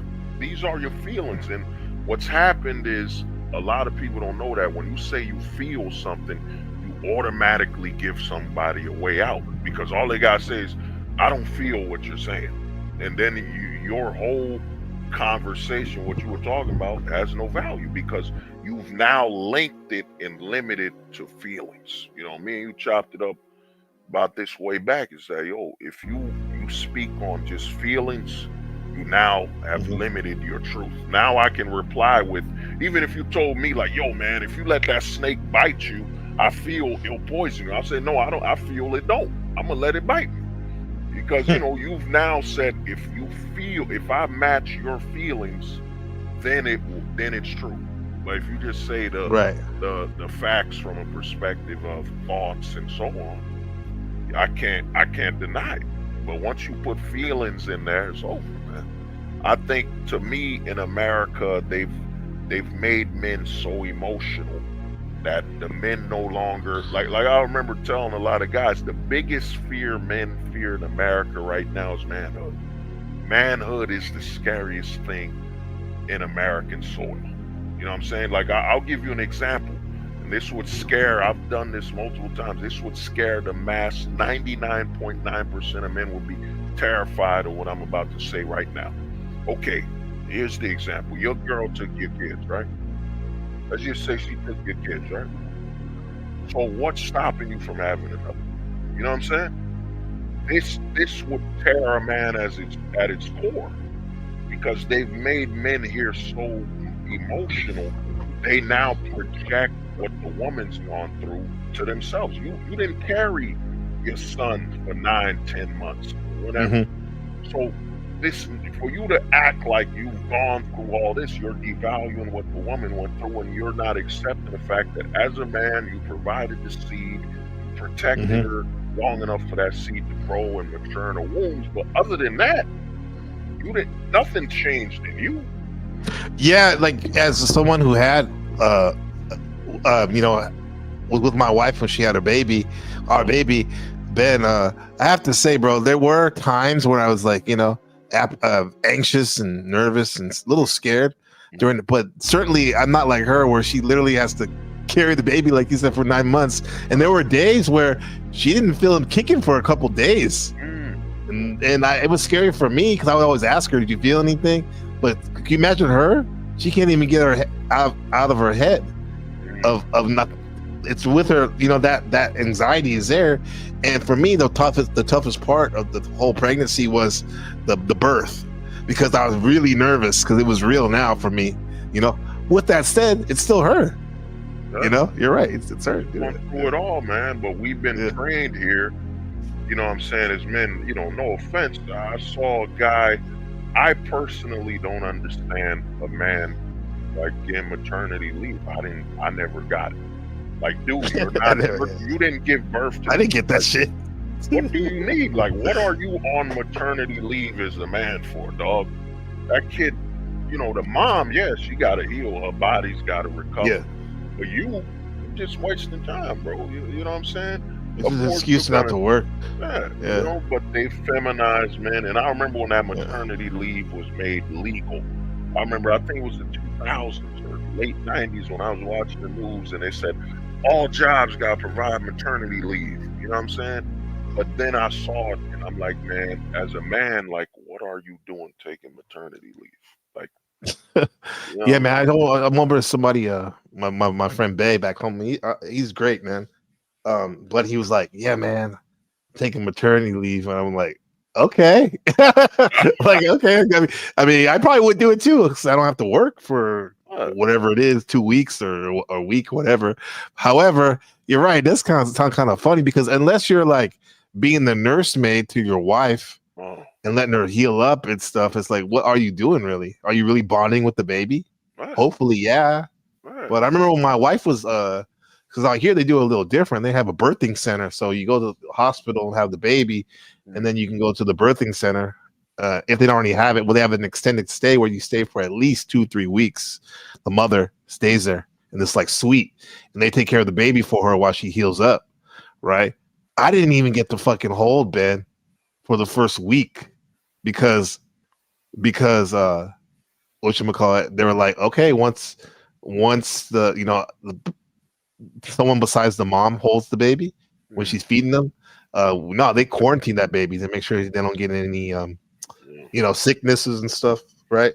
So I didn't get to hold them for a week. So even if I took 2-3 weeks off, what am I gonna do? All I'm doing is sitting there, sitting there. So wait, you know what I mean? That's why I look at it, I'm like, bro, that's how feminized they've put the men out here, bro. It's like, you can't just trust your wife to be with the baby. You got to be there and pretend to play a wife man or something, mother man. Wife man. Mother may I? Yeah, mother man or something. It's it's crazy. Merman. The mother man. And a lot of guys don't know, man. They give men maternity leave so they don't give y'all raises and money. A lot of this has to do with the funds, man. The corporations don't want to pay you more. So, guess what? Yeah, man, you could take a maternity leave for 6 months, 3 months. Yeah. We're not gonna give you a raise. Guess what? We decide how much we're paying you for maternity leave. You know what I mean? It's all a scam, man. And to get back to what we're talking about is just a lot of men, man. They fear manhood, man. I remember when you told me, you like, yo, I packed up, bro. I went to Taiwan. Nobody I know was there. But you know, man, I know myself and I know how I'ma move. And you got there and did what you had to do with you and your woman. You know what I mean? Y'all went overseas and you just managed. You handled. And you know, one thing I tell a lot of guys is this, man. If you look at your genetics are all over the world. You know, how can Right. your genetics have been all over the world yet you're scared? You're scared to travel, and they push this whole culture shock and all that BS around you. When the truth is, bro, you will go overseas, you'll be just fine. You know what I'm saying? Mhm. Food is food, man. You know what I mean? That's all it is. There'll be different things, but if you come from the U.S. where they're now, like in the U.S., I've been watching a lot of stuff. They're now, you know, due to invasive species, they're trying to get a lot of Americans to eat a lot more different food. Like they're eating iguana in Florida. Oh They're yeah. eating alligator.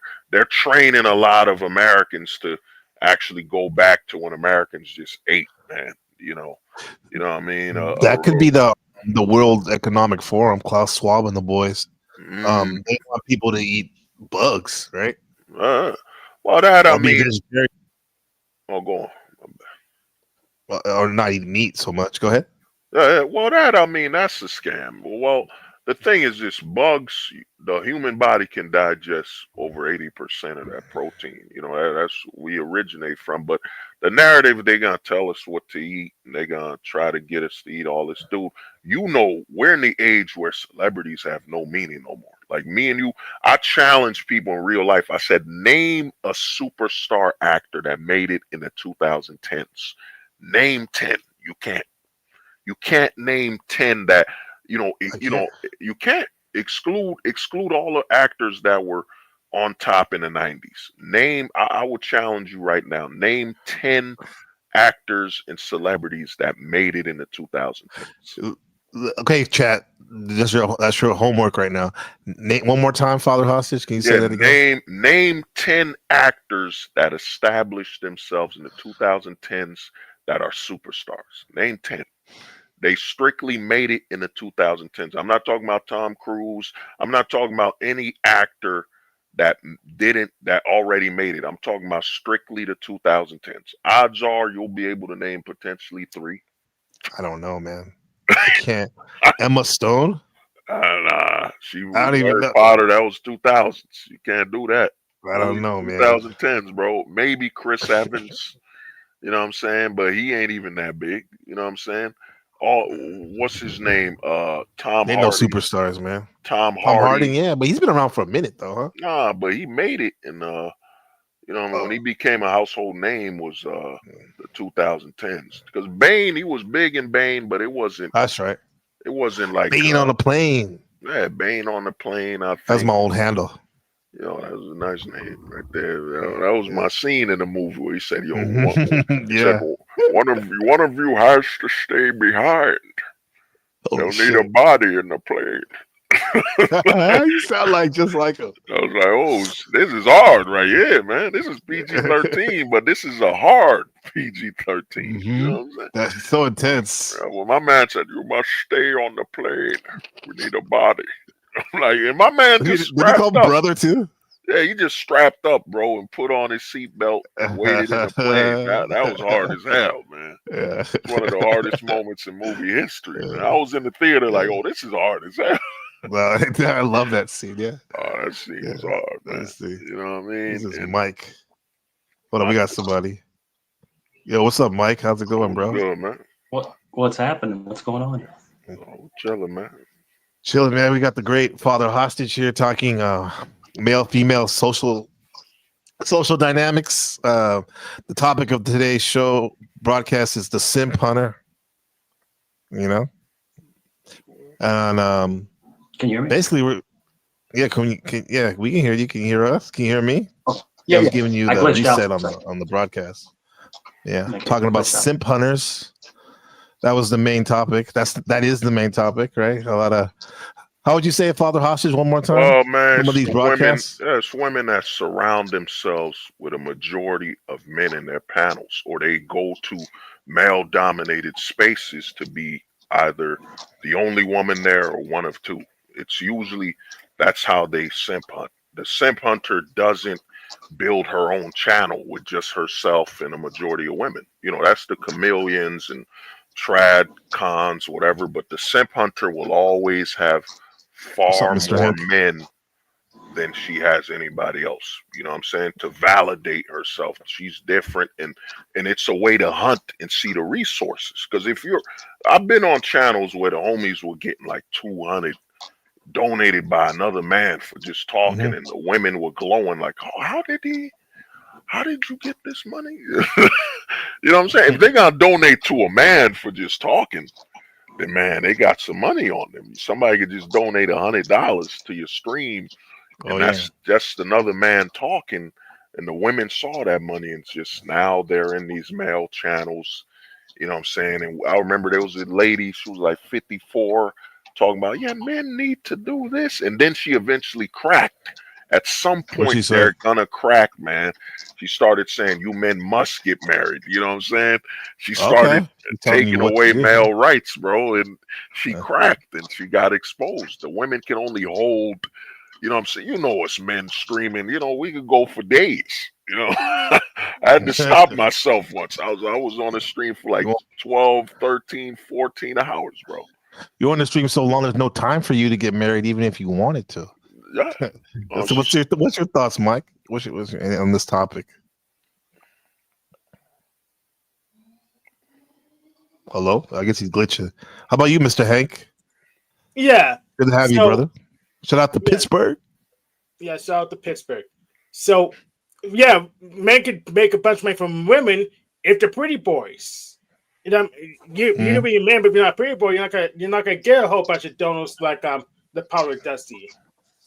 Yeah, be a pretty boy. And I work so hard. I get performance punishments. I work my ass off. Yeah. So you do, yeah. Yeah, but then I hear they say, well, you're not working hard enough because the women are attractive. You don't have fear about addiction, and you're not a real man. And that's, this BS. Well, I mean, we're in a country where, man, I tell guys, you in the U.S., man, manhood doesn't exist because the government has stepped in the middle of men. We can never be a greater man than the government. Like, the government is the best man ever. I remember when Kevin Samuels was saying high value men, and I saw it. I was like, Kevin Samuels is training women to target a particular man that makes a certain amount of money. But at the same time, there's no such thing as a high value man. There's either a high value target, low value. The government sets you up on what are you? Mid value, middle class, you know what I'm saying? Rich, high value target, low value target, no value. Dude, once you're born a man, you're a target. There's no such thing as a high value man. Once the government has entered the building, you're nothing, man. But what if you're brought up with the fact that regardless of what the government does or whatnot, you have the idea of from Ben Hameen of you have the power to define yourself. Oh, that right? Yeah. Keyword yourself.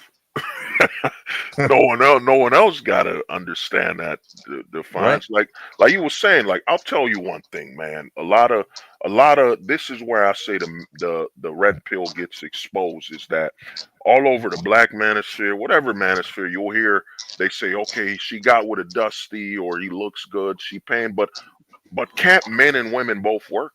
If this is all about this so-called equality thing where I can work and wife up a broke waitress, right? Mm-hmm. So she works. Why can't she wife up a broke dude that's a waiter?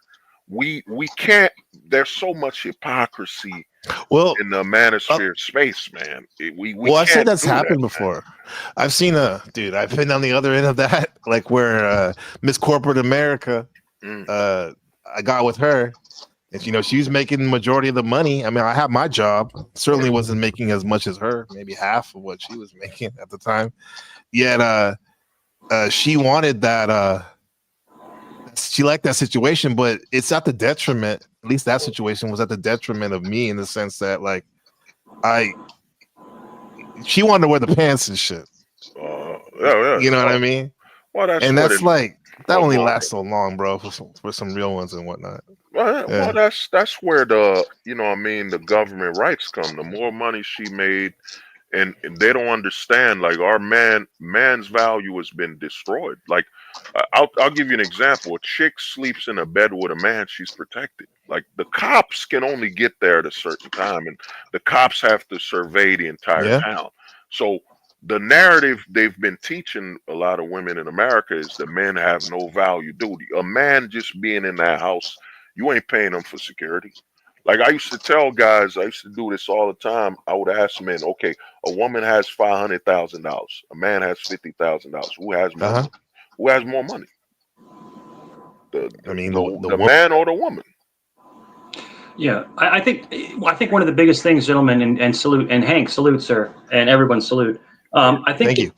the biggest thing is that, you know, when you date a woman who may make more money than you, a lot of men feel emasculated. They feel like, you know, I'm supposed to make more. But to your gentleman's point, I've dated a few women, and I always make good money my whole life since I was young. Mhm.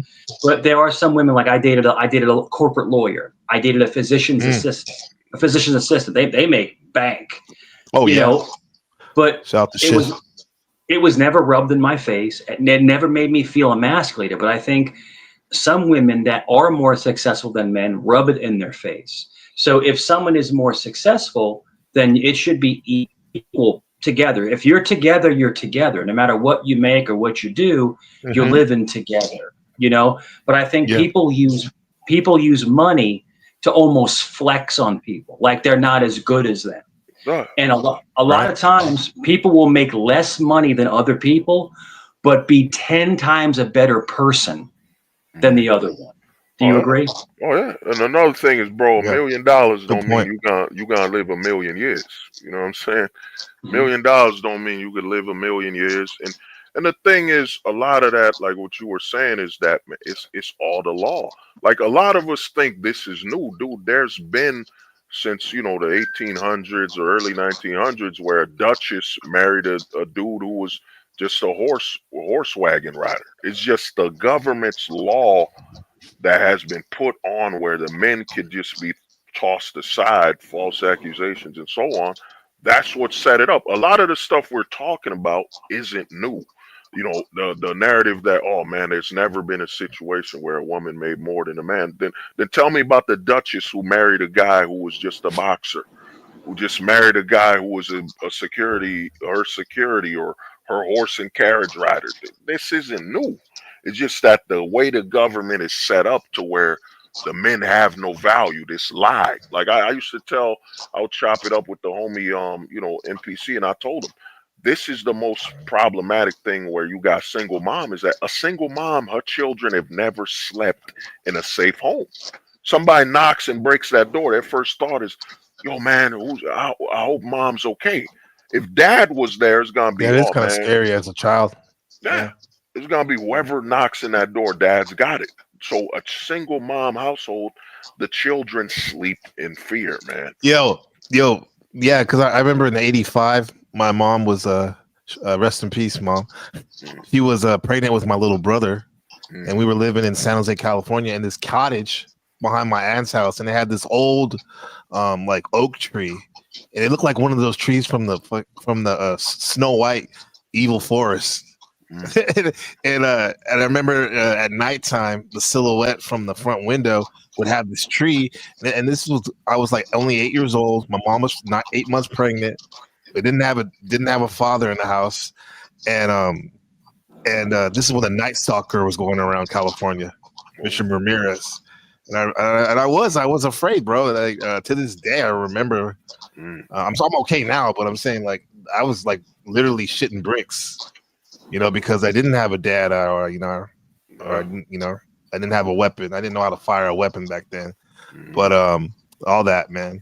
But shout out to Shadow Buddha with the comment. He says, "Hold the truth." As Father Hostage says a long time ago, the government needs men to produce and sustain the simp economy, for sure. Yeah. You know, I just want to say something before you go there about what Mike was saying about yeah, I really don't. I wouldn't have nothing. If a woman could make more than me, even better, bro. My thing is, like, some of us have different things we prioritize, and now I maybe not then so much, but now, I want to have a big family. I want to have kids and stuff, children, and that's kind of hard to do when the woman is like giving her all at the the business to make her money. So this is why I think a lot of some men, they would prefer their wife, either not work very often, not work very much, or not at all, and just take care of the house and the kids and whatnot, and do whatever she does for their hobbies or whatever. It was rough, I want to put that out there too. MPC, you don't have any kids yet? You don't have any kids yet, you're saying? No, I do. I have a 6-year-old son, Ben. Awesome. Yeah. Awesome, man. This is what God the channel's bless. for. Actually, my channel, this NPC game is like my journal to him. So later on, when he gets older, he can look to see what we were doing, myself and my friends and stuff. So yeah. Yeah, I have a son. I met a beautiful woman. I was 23. She was 25, and she was married. She was married at 17. She had 3 kids from one man. And so at 24, I had 3 kids at 24, and we had our son. We had our son 1 year later. So I had 4 kids at 25. It was it was rough. It was rough, but they're all grown now. They're all grown. But it's one of those things where it's difficult. So the one thing I talk to my son all the time, and your son is young now, so you love him being that young little man, and you can, but when they get to be an adult, it's gratifying to see your child as a man, or as an adult. But then you miss when they were little, man. You miss it so much. Mike, I'm glad you said that, because like I have a forbidding notion I'm gonna feel that what you're feeling. So this is why now I get like I'm not afraid. I'm Scorpio moon. I'm a Scorpio, so I can share this. Like I get almost like feel like I'm at the verge of tears thinking about how precious this moment is. When I get some time to myself, it's precious.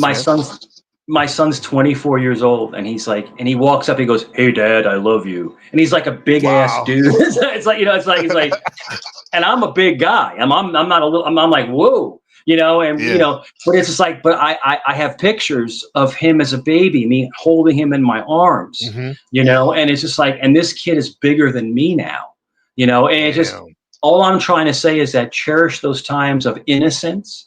Because yes, they're going to go through strife. They're going to go through all these difficulties in life, with women, with jobs, with careers, with bullies and people trying to mess with them and pull their card. And you have to be there for them. But it's tough. It's I can't explain it, man. But like I said, you love seeing your child become an adult, but you also hate seeing them become an adult, because you miss them as that innocent little child, loving the world, on the playground, not a care in their world. And then my son calls me with all the, what do I do with this, Dad? What should I do with this? I got this stress. I got that stress, So all I'm trying to say is, as they grow, it's a huge shift. That's all I'm trying to say. Okay. I appreciate that share, bro. I don't take that for granted. I needed to hear that. Thanks, Mike. You're welcome. Do you guys think that the reason why, like what Mike was talking about, like, it's like when they get older, it's like, holy crap, like this world is it's a lot of opportunity, but there's a lot of traps as well. And like, how do you balance telling them about some of this black pill, like reality stuff, without trying to ruin their childhood too much? In a sense, that carefreeness. Is there like a balance or what? Yeah. Well, man, I look at it like this, man. And, I'm an uncle. I've ended up raising a lot of, my younger cousins, brothers, whatever. But I look at it as, man, like Mike said, is that, dude, you're the father. You're there. You got to understand that your view is the view they will see, man. We've been taught to throw away, the parents been taught to throw away their perspective on the world. Let the world raise your kid. No, man, you're the parent. You will filter out and build that foundation for that kid. And then, like he said, his son still turns to him, because he knows no matter what happens in this world, my foundation, my my anchor to this world, I reach out to my pops. You know what I'm saying? Ain't nobody else gonna be more honest or tell me what's going on than my pops, man. That's all we can do. And that's what they fear, is when a father says, you can't do this, you gotta, this is our tradition, son, I'm gonna teach you how to do this and that. They want us to just go with whatever the current society and propaganda is about, man. And we not about that. You know what I'm saying? Right. And the kid will be growing up and raised amongst the foundation of the father. The father is the root to this world for that kid, man. And without that foundation, we see what we see outside of this world, where grown men are crying, uploading videos about men cry too. And I'm like, so a baby male never cried?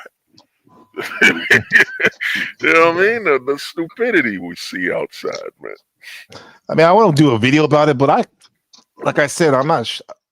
Well, yeah, this is my son right here. I'm proud of it. Like, and I do get sentimental thinking about how happy I am that he's here with me now, but also thinking about the future and how, you know, those things that Mike mentioned and whatnot. Like, you know, there's a lot of stuff. There's a lot of stuff there, but I push through. I don't have time to ruminate too much, but I think if I did, I'd probably be a mess.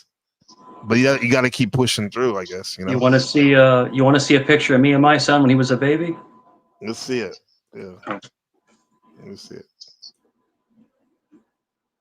Well, up. Oh, there he is, man. A little about the same age. That's so cute, man. Yeah. Oops. That's my son. That boy now. That boy is 24 years old, and he's 6 foot, almost 6'3", my height, about 230 pounds. That little boy. I'm a bigger guy, and my boy. That's my little boy, right?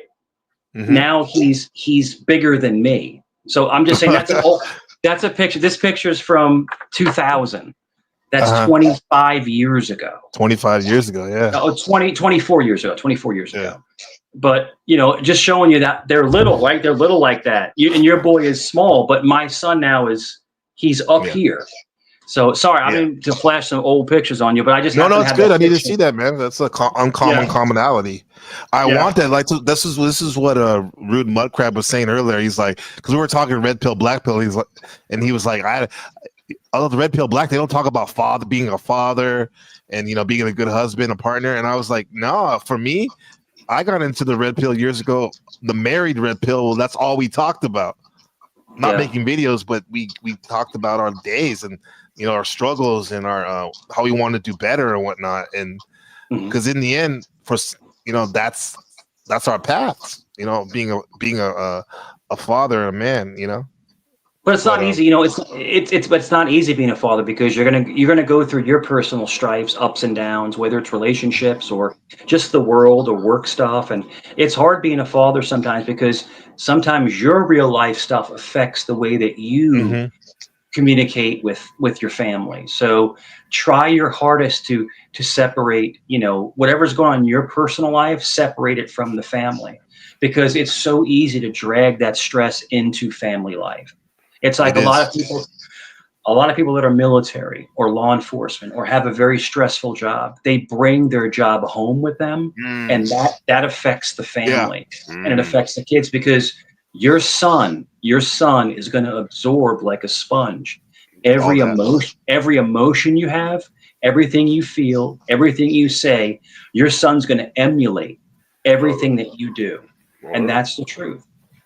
That's deep. The father is the son's reflection. You know what I mean? It is the source of what. And you know, one thing I say this, man. You know, you sharing this is that this is how you know when you know you're a part of certain sectors of the manosphere. It's a scam. Is that a lot of these guys will not share or display what they've done. You know, positive as a father, a role model. They won't share that. They're so focused on. And I remember when Coach Greg Adams made a video saying, you know, you men aren't missing anything, don't have any children, without knowing that naturally, it's only natural that a man doesn't want other men to have children.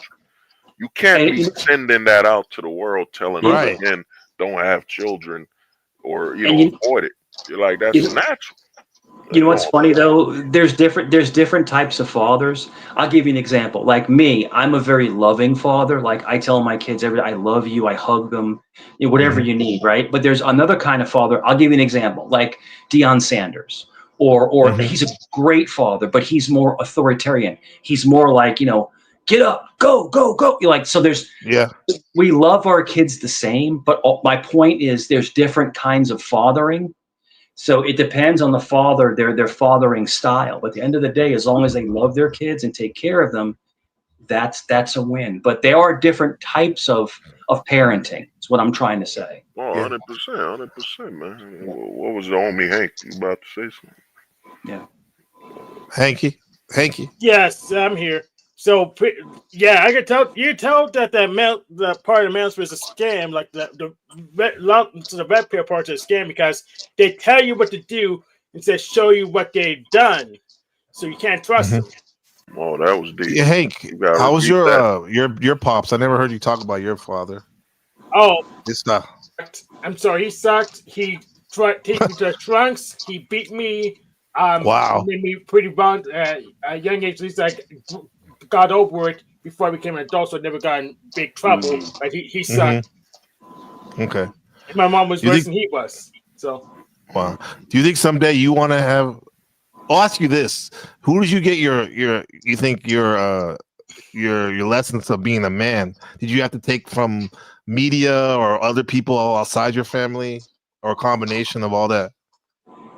picking you can argue that I'm not even a man. I'm just a target machine. So who knows? Nah, don't say that, brother. Nah, man, that's what they want you to say, man. You a man. Bro, you Hank, made you're it. brilliant, bro. You made You it got through value here. you made it through your own trial, man. Yeah.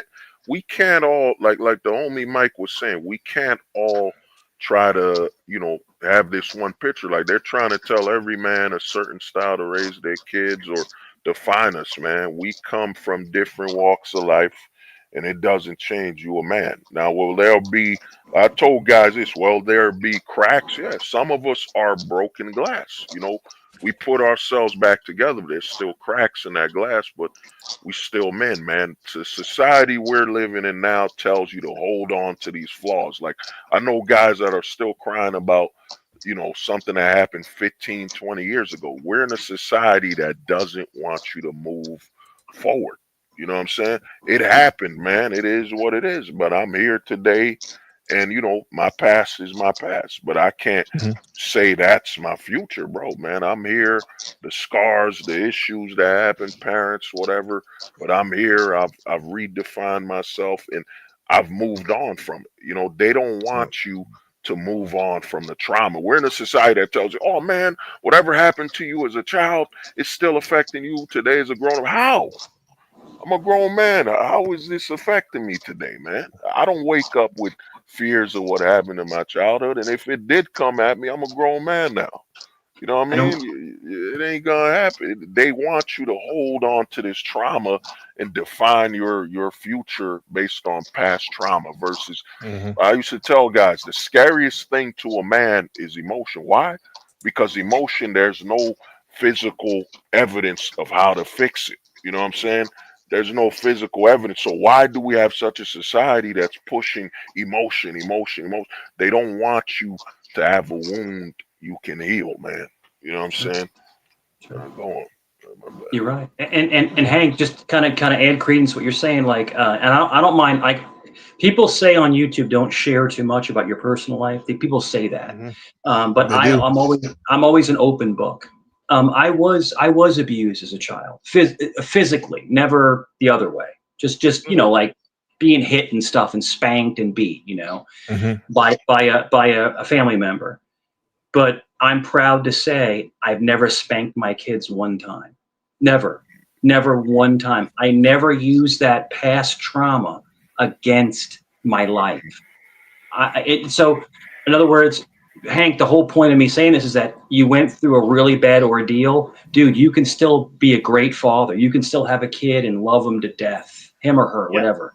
Yeah, I understand spankers. You have to be really bad with your words to have time necessary to spank a kid. You could make them believe whatever you want. You have to be really dumb to feel the need to, in my opinion. Yeah, but I mean, you should try maybe one day think about having an offspring, because it's great to see your child carry your name on. I have 2 boys that carry my name.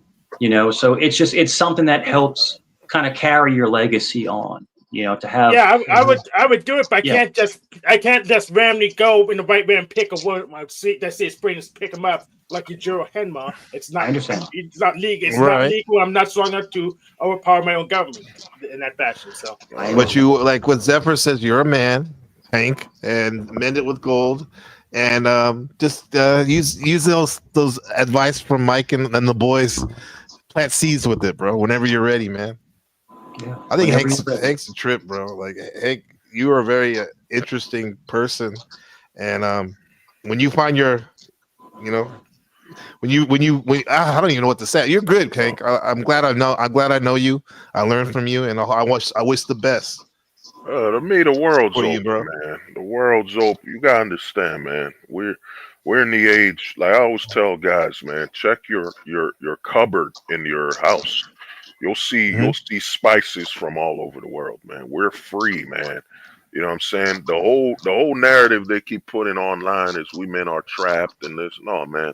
You're a man. You're free to do as you please. You know what I'm saying? Of course, you know, and you can't ignore or be deluded. Yeah. You know, we know what the law is. Yeah.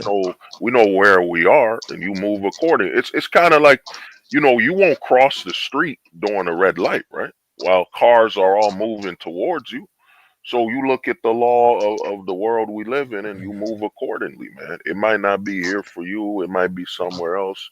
You go, like a perfect example. I used to tell a homie, you know, NPC is that, man. The how you can tell other men don't want to learn is they would never ask him. I remember I spent over 2 hours talking to this dude about how did you move to Taiwan, how did you overcome this fear and all this. I was talking to him, learning, like, you know what I'm saying, just absorbing that, you know, what he overcame. And other men would be, I would bring him on the channel. I'd be like, yo, this man lives overseas, man. Ask the man a question, but they're so trapped in that domestics, they fear asking another man for solutions or anything, man. They're trapped in that loop of misery, just constant. I need another man to tell me how bad it is. How bad it is. How bad it is.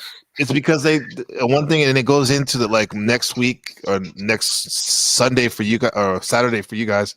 My next broadcast will be called Parasocial Experiences, a conversation with Mel Pandora, and the whole thing about parasocial,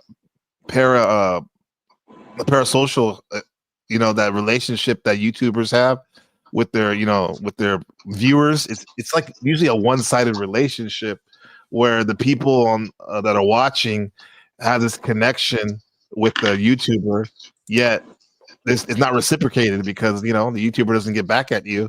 And plus, a lot of times, like what Mike was saying, the YouTuber doesn't even give out their, you know, any personal information, real personal information about them.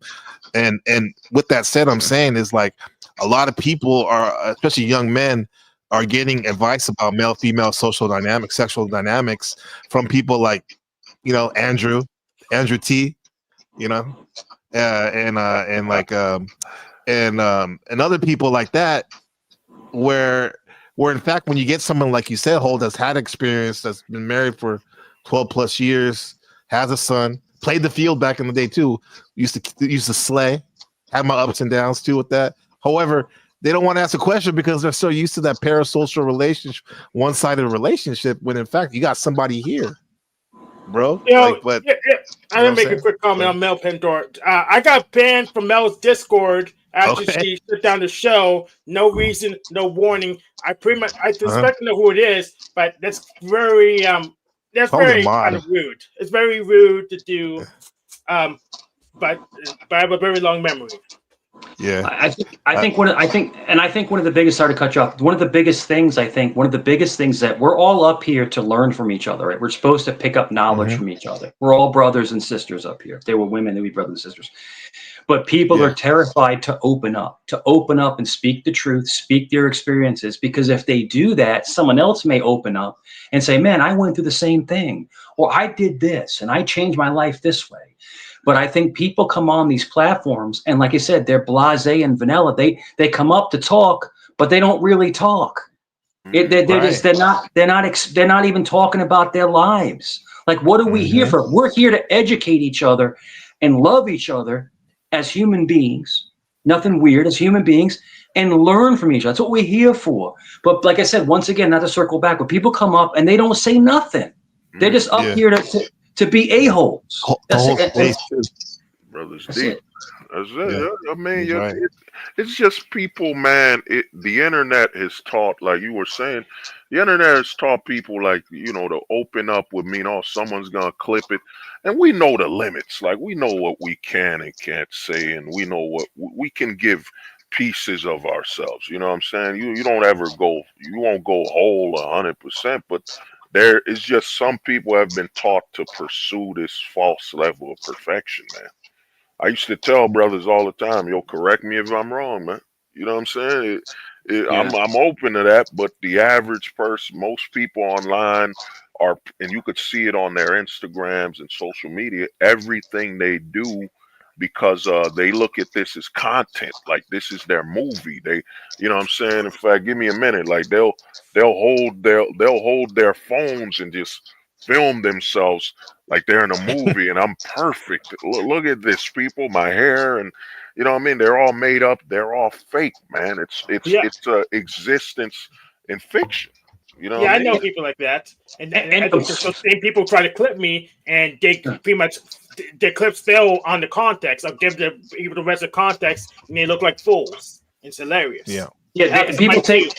People take my image. People take my image and alter my face, and it's like, what are you doing? It's like, and think about this, gentlemen. They take their entire day to do all these videos, and it's like you have nothing else going on in your life. I mean, you know what I'm saying? Like, how pathetic are these people? And like I said, I do believe the greatest mistake of my life, gentlemen, the greatest mistake of my life was ever coming on YouTube. That was the greatest mistake of my life. Don't say that, brother. Don't say that, man. Because let me tell you why. Because the negativity is now out. Oh, you froze a little, Mike. Yeah. Dude, see, the YouTube's like, don't say that, Mike. Nah, man. Hopefully the negativity turns back and the positivity outweighs. But like you said, gentlemen, people will dedicate their entire day to demean you, alter your image, to make fun of you. And it's just like, and because they're mirroring their miserable in their life, so they get a kick out of making fun of someone else. Right, to hide their own pain.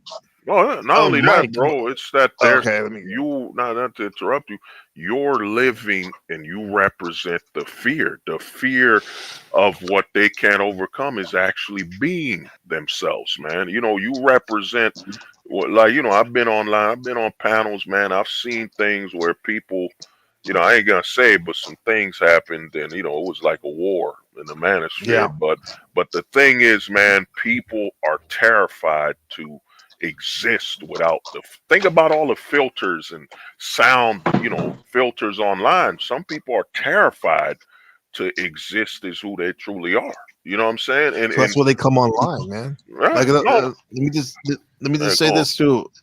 Excuse me, hold. When Mike was saying, like, he's like, the worst thing he ever said was coming online, and I was like, oh shit, he seems like he looks like he means it. And my thing is like, what? And I've thought of that for myself too. So what does that mean for us? Is that this goes to what I've been talking about the last 2 months? This could be an addiction, this YouTube, either streaming or going on panels.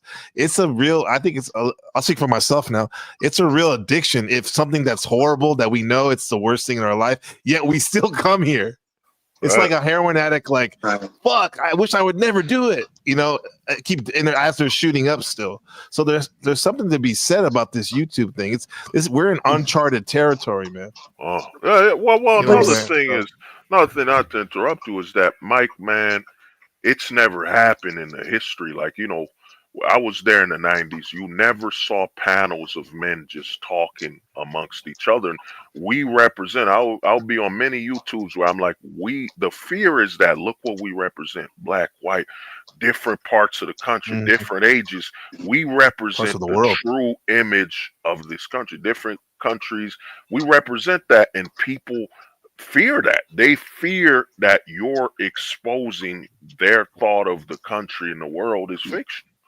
You know what I Yeah. mean? You're scaring them Yeah. by look a group of guys just talking online that come from different walks of life, just getting Sure. along, agreeing, disagreeing, and they fear that, man. The terror Right. that you would dare showcase the truth, that you're not divided. They can't feed off of, hey man, he's poor, he's rich. They can't feed off of what Hmm. they've been raised on, just absolute negativity. And with the internet, one way or another, way I look at YouTube and all these, we were gonna be online one way or another. And it might have been a mistake. You might have been talking to somebody at like a party and they overheard your conversation, put it online.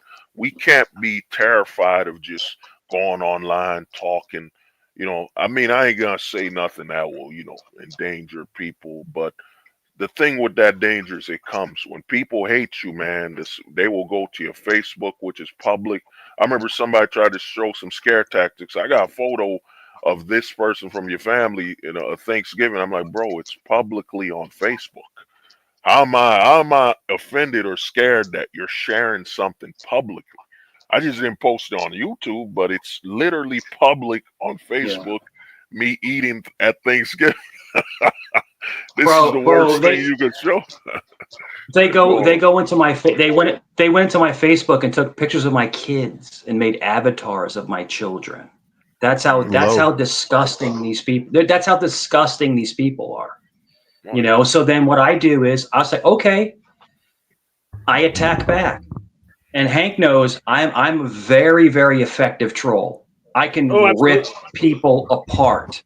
So I'm trying to be nice. And I'm not trolling right now, gentlemen. I'm not. I'm being my true self. But if I want to attack somebody, I can attack somebody and I can take them apart.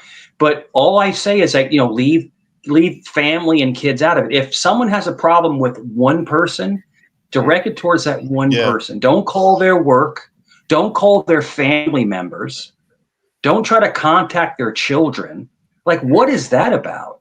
Like, That's seriously, this is just words Not on everyone's YouTube. playing by the same rules. oh no, That's the Mike. thing. They don't got rules, Mike. The sick. We can't.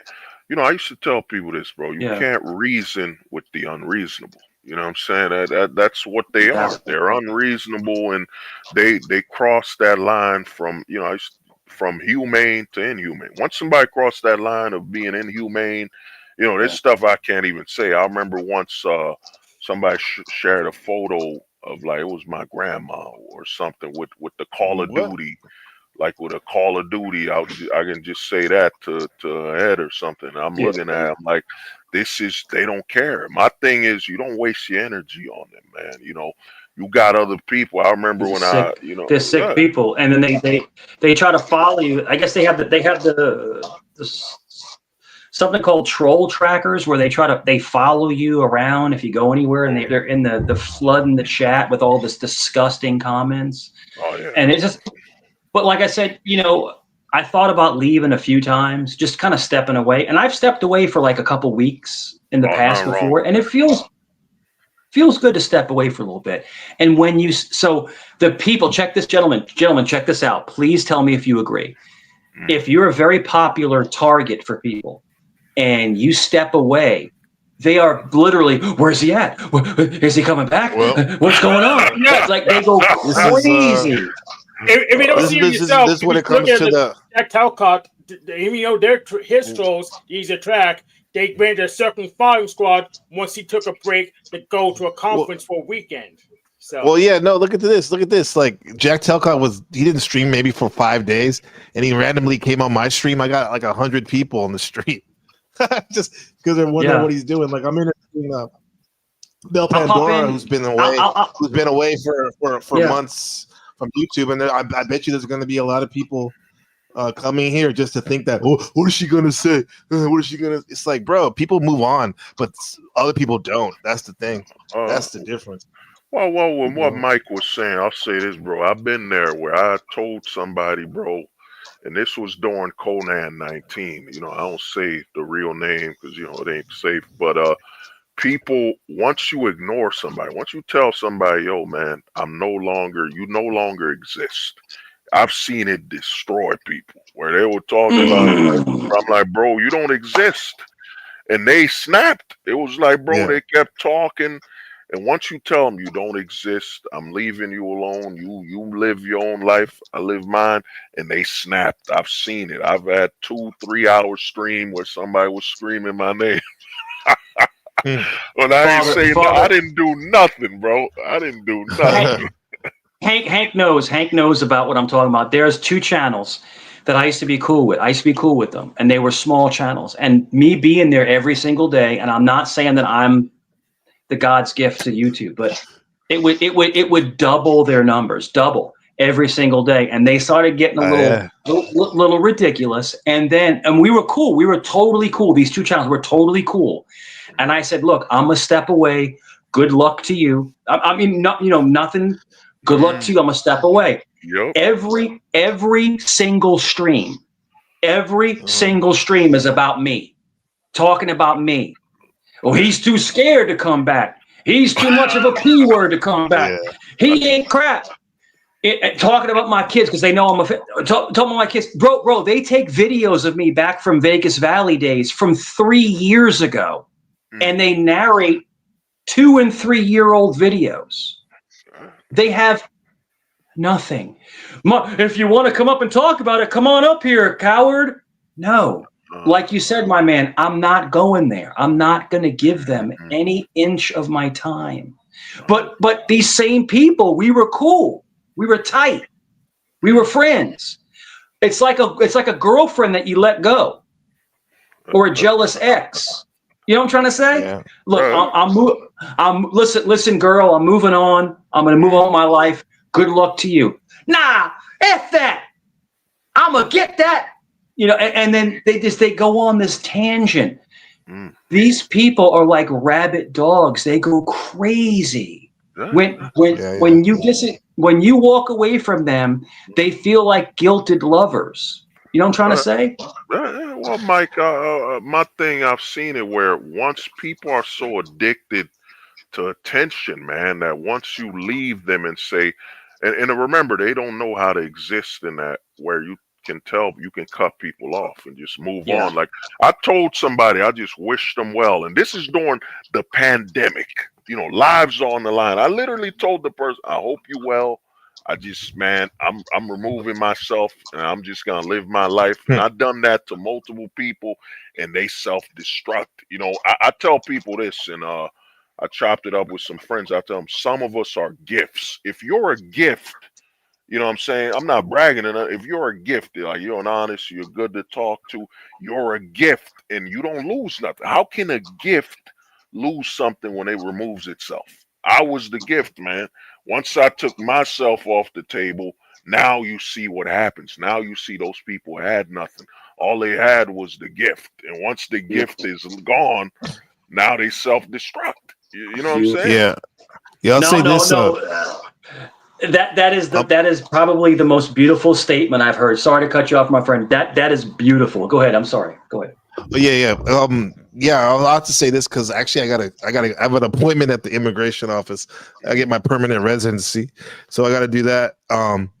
But I wanted to say this too. It's so bad, gentlemen, that Father Hostage, they had so many haters that actually had pretty big channels, and like they tried to recruit a simp hunter and like a panel of like 10 black dudes that were creators to go after this man. It's wild, bro. Remember that? Yeah. So it gets deep out here. And shout out to Divine Sparks in the chat. Much love. Good to see you. So I'm gonna have to shut it down. If y'all haven't real quick I really appreciate y'all for being here tonight, man. This has been fun. An honor. We're gonna do this longer next time. What's up, Alpero? Yeah. What up, man? So I think these panels have been one of the best things that happened to me recently because two big things. That red X, if I have a problem, I can hit that red X and it's over. It's not like I had to anything about my shift. And two, just leave, right? Most of this is all recorded. Pretty much it's all recorded, so I can keep track of what people's actions, words, and behaviors. So I can always raise this. Hey, you said this then. It's not like I talked to about my friends. So how do you feel about that thing? It's empirical. So this is so productive. No secrets. Hey, you are the man, Hank. You're not the man. You're a man for sure. Yes. Appreciate and you being one up more here. thing before I go. I don't have a What's Facebook. up, man? Never got Facebook. So you got. I'm like in mysterious. I'm a shadow to a lot of these people want to hunt people around. I'm an Eldritch abomination. So don't even I bother. think I you're don't have a Morpheus, Facebook. actually. Yes. Yeah. Thank you, Hank. Thank you for that.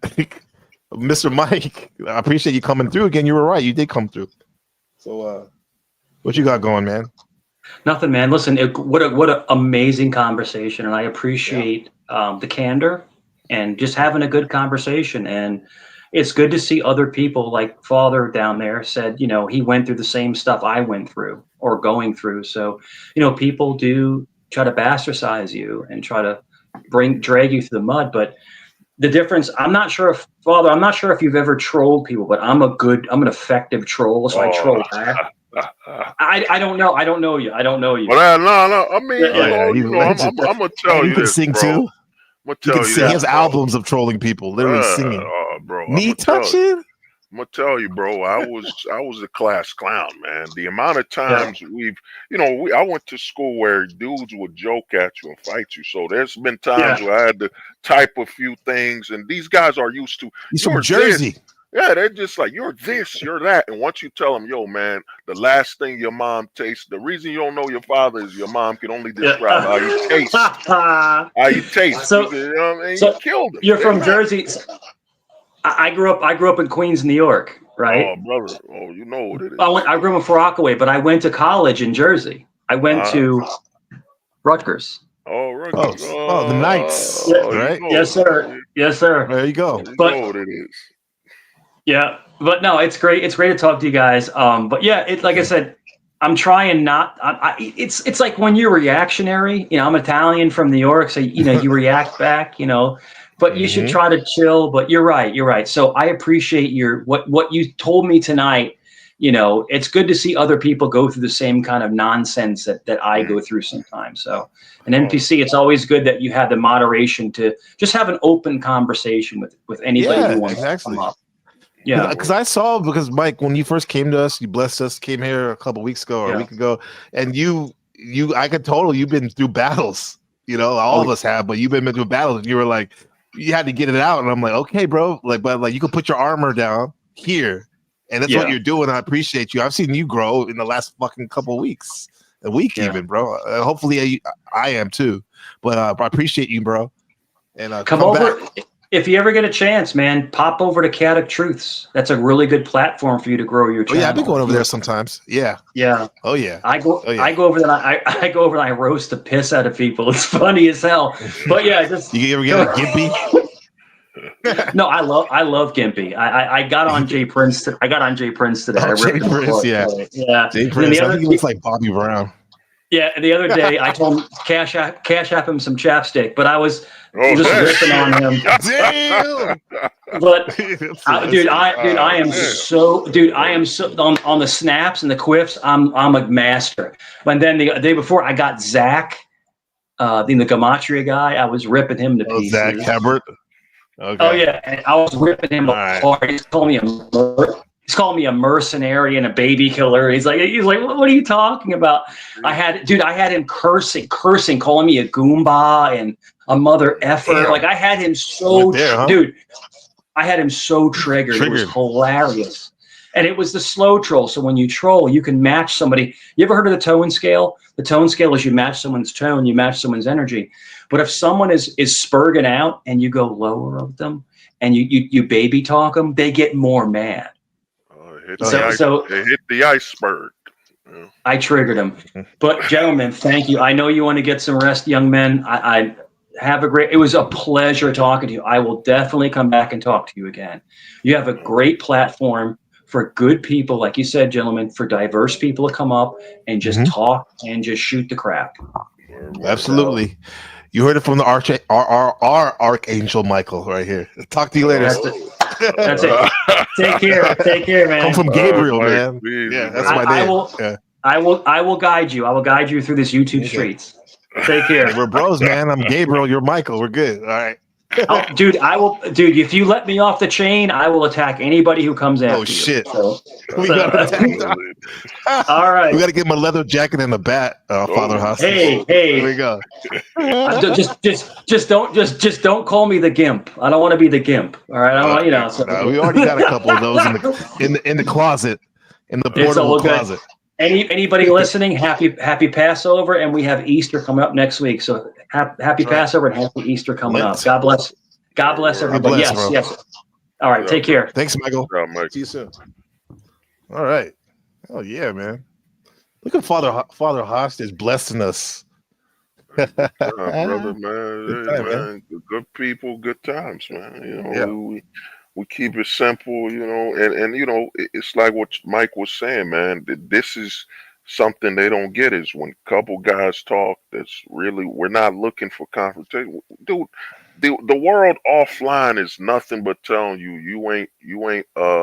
you're trash, you're garbage. Mhm. You know what I'm saying? Then you want to come online and talk about telling other people they're trash and they're garbage. You know, we don't got time for that, man. You don't got time for that, man. Fuck You used to that. say, ain't nobody got time. You know what I'm saying?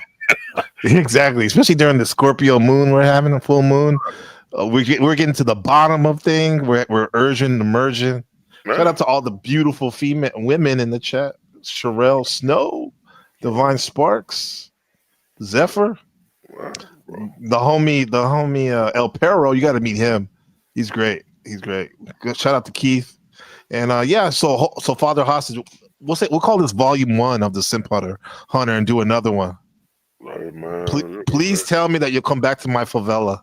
Of course, man. You know me. When the time's available, I'm down, man. You know what I mean? All right. This needs to be shown, man. The brothers in Taiwan offering brothers domestically, you know, sharing his knowledge. And the thing is, man, this is what you're supposed to be seeing. Other guys sharing their knowledge and not telling you be miserable and fight this and fight that. No, bro, we gotta live, man. We gotta end this narrative that we men grow stronger by sacrificing and destroying ourselves. Why can't we live in peace? You know what I'm saying? Why can't I get up and just have corn growing in my backyard? And then you mean corn, not the porn, right? Not that. Not that. I'm People saying, be saying corn all the time. Can I a don't know brother what you just, mean. brother grow some hay or wheat? You know what I'm saying? You know, why can't I Some hay in relax? the middle of the bar. Man, live a little simple. You know, it's all about, oh man, weak men and good times. No, bro, good times. Men deserve good times, bro. We do. F that whole, good times read weak men. No, the weakest of men pray for the worst of times. You like that, man? I love it. And if you ladies, I mean, I like a lot of Lindsay, the beautiful Lindsay, the Armand. She was like, I'm quietly listening. And then Divine's all quiet. They get the picture, right? And the funny thing is, if you listen to this, even though, it was very men-centric, there's a guy, it's for the women too, because like James Brown says, it's a man's world, but there wouldn't be nothing without a woman or a girl, right? Let's go, Ho. Hey, brother, I'll see you next time, brother. Word, brother. Hope you the best, man. Yeah. Right, hold that in the back for a second, okay? Word. Play this outro. Great Father Hostage in the building, bro. Yeah. Wow, what a special night. Our chemtrail's real. Right, I think that's the other. Normally I would. What do they say? Like the flow state. I always bring him up, man, because he is the president of the Panelverse, and then the real president of the Panelverse, and there's Mel Pandora, the queen of the Panelverse, and then there's Mrs. Flo, the first lady of the Panelverse, and then there's me. There's me, right? Who am I? You know who I am, guys. You know who I am. Hopefully you know who I am right now. I gotta remind you every now and then.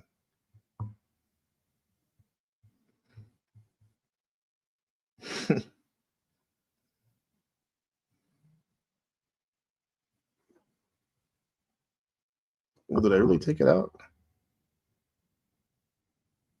Holy shit, I took it out. Anyway, yeah, the Emperor of Emperors, man. Here we go. Like I said, this broadcast was for everybody: the fathers, the mothers, the sisters, the daughters, the real women, the mager men. It was all there. It was all a dream. And thank you for being here tonight. This has been the Simp Hunter, Moon and Scorpio, a zoologist study of the human animal, featuring the great Father Hostage, my brother. Right? Shout out to Shadow Buddha in the building, and everybody else that came through. I do love you all. Maybe I don't trust everyone, but I definitely love all of y'all. Definitely. Yeah. Mm-hmm. Jive turkey, huh? The Prince of the Panelverse. I like that. There we go. The Prince of the Panelverse. There we go. Smells like corn chips. Okay. Can I get a snow divine? Oh, yeah. I want to hear them too. I'm more than welcome. But I got to go to the immigration office, I said, and get my permanent residency. And in the coming days, we'll have the Mel Pandora conversation on parasocial relationships. You know, those one-sided relationships a lot of people have with the creator. Here's a whole Father Hostage's channel. I put it up earlier. Sub to that. Great content right there. Father Hostage in the building. My brother, we've been building for damn near 5 years now. Yeah. Prolific creator of that real knowledge. Yeah. The high powered stuff. Right.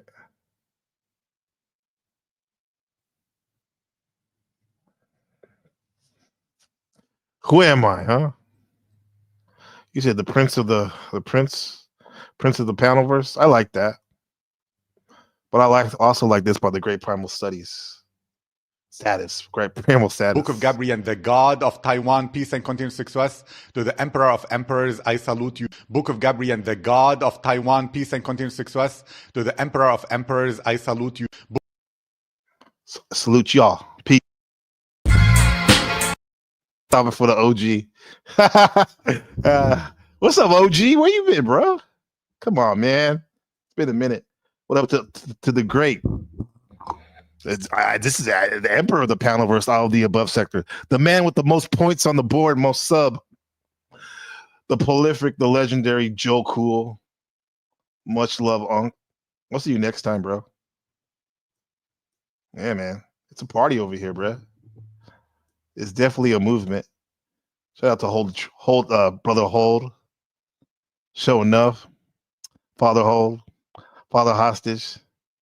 Peace, bro.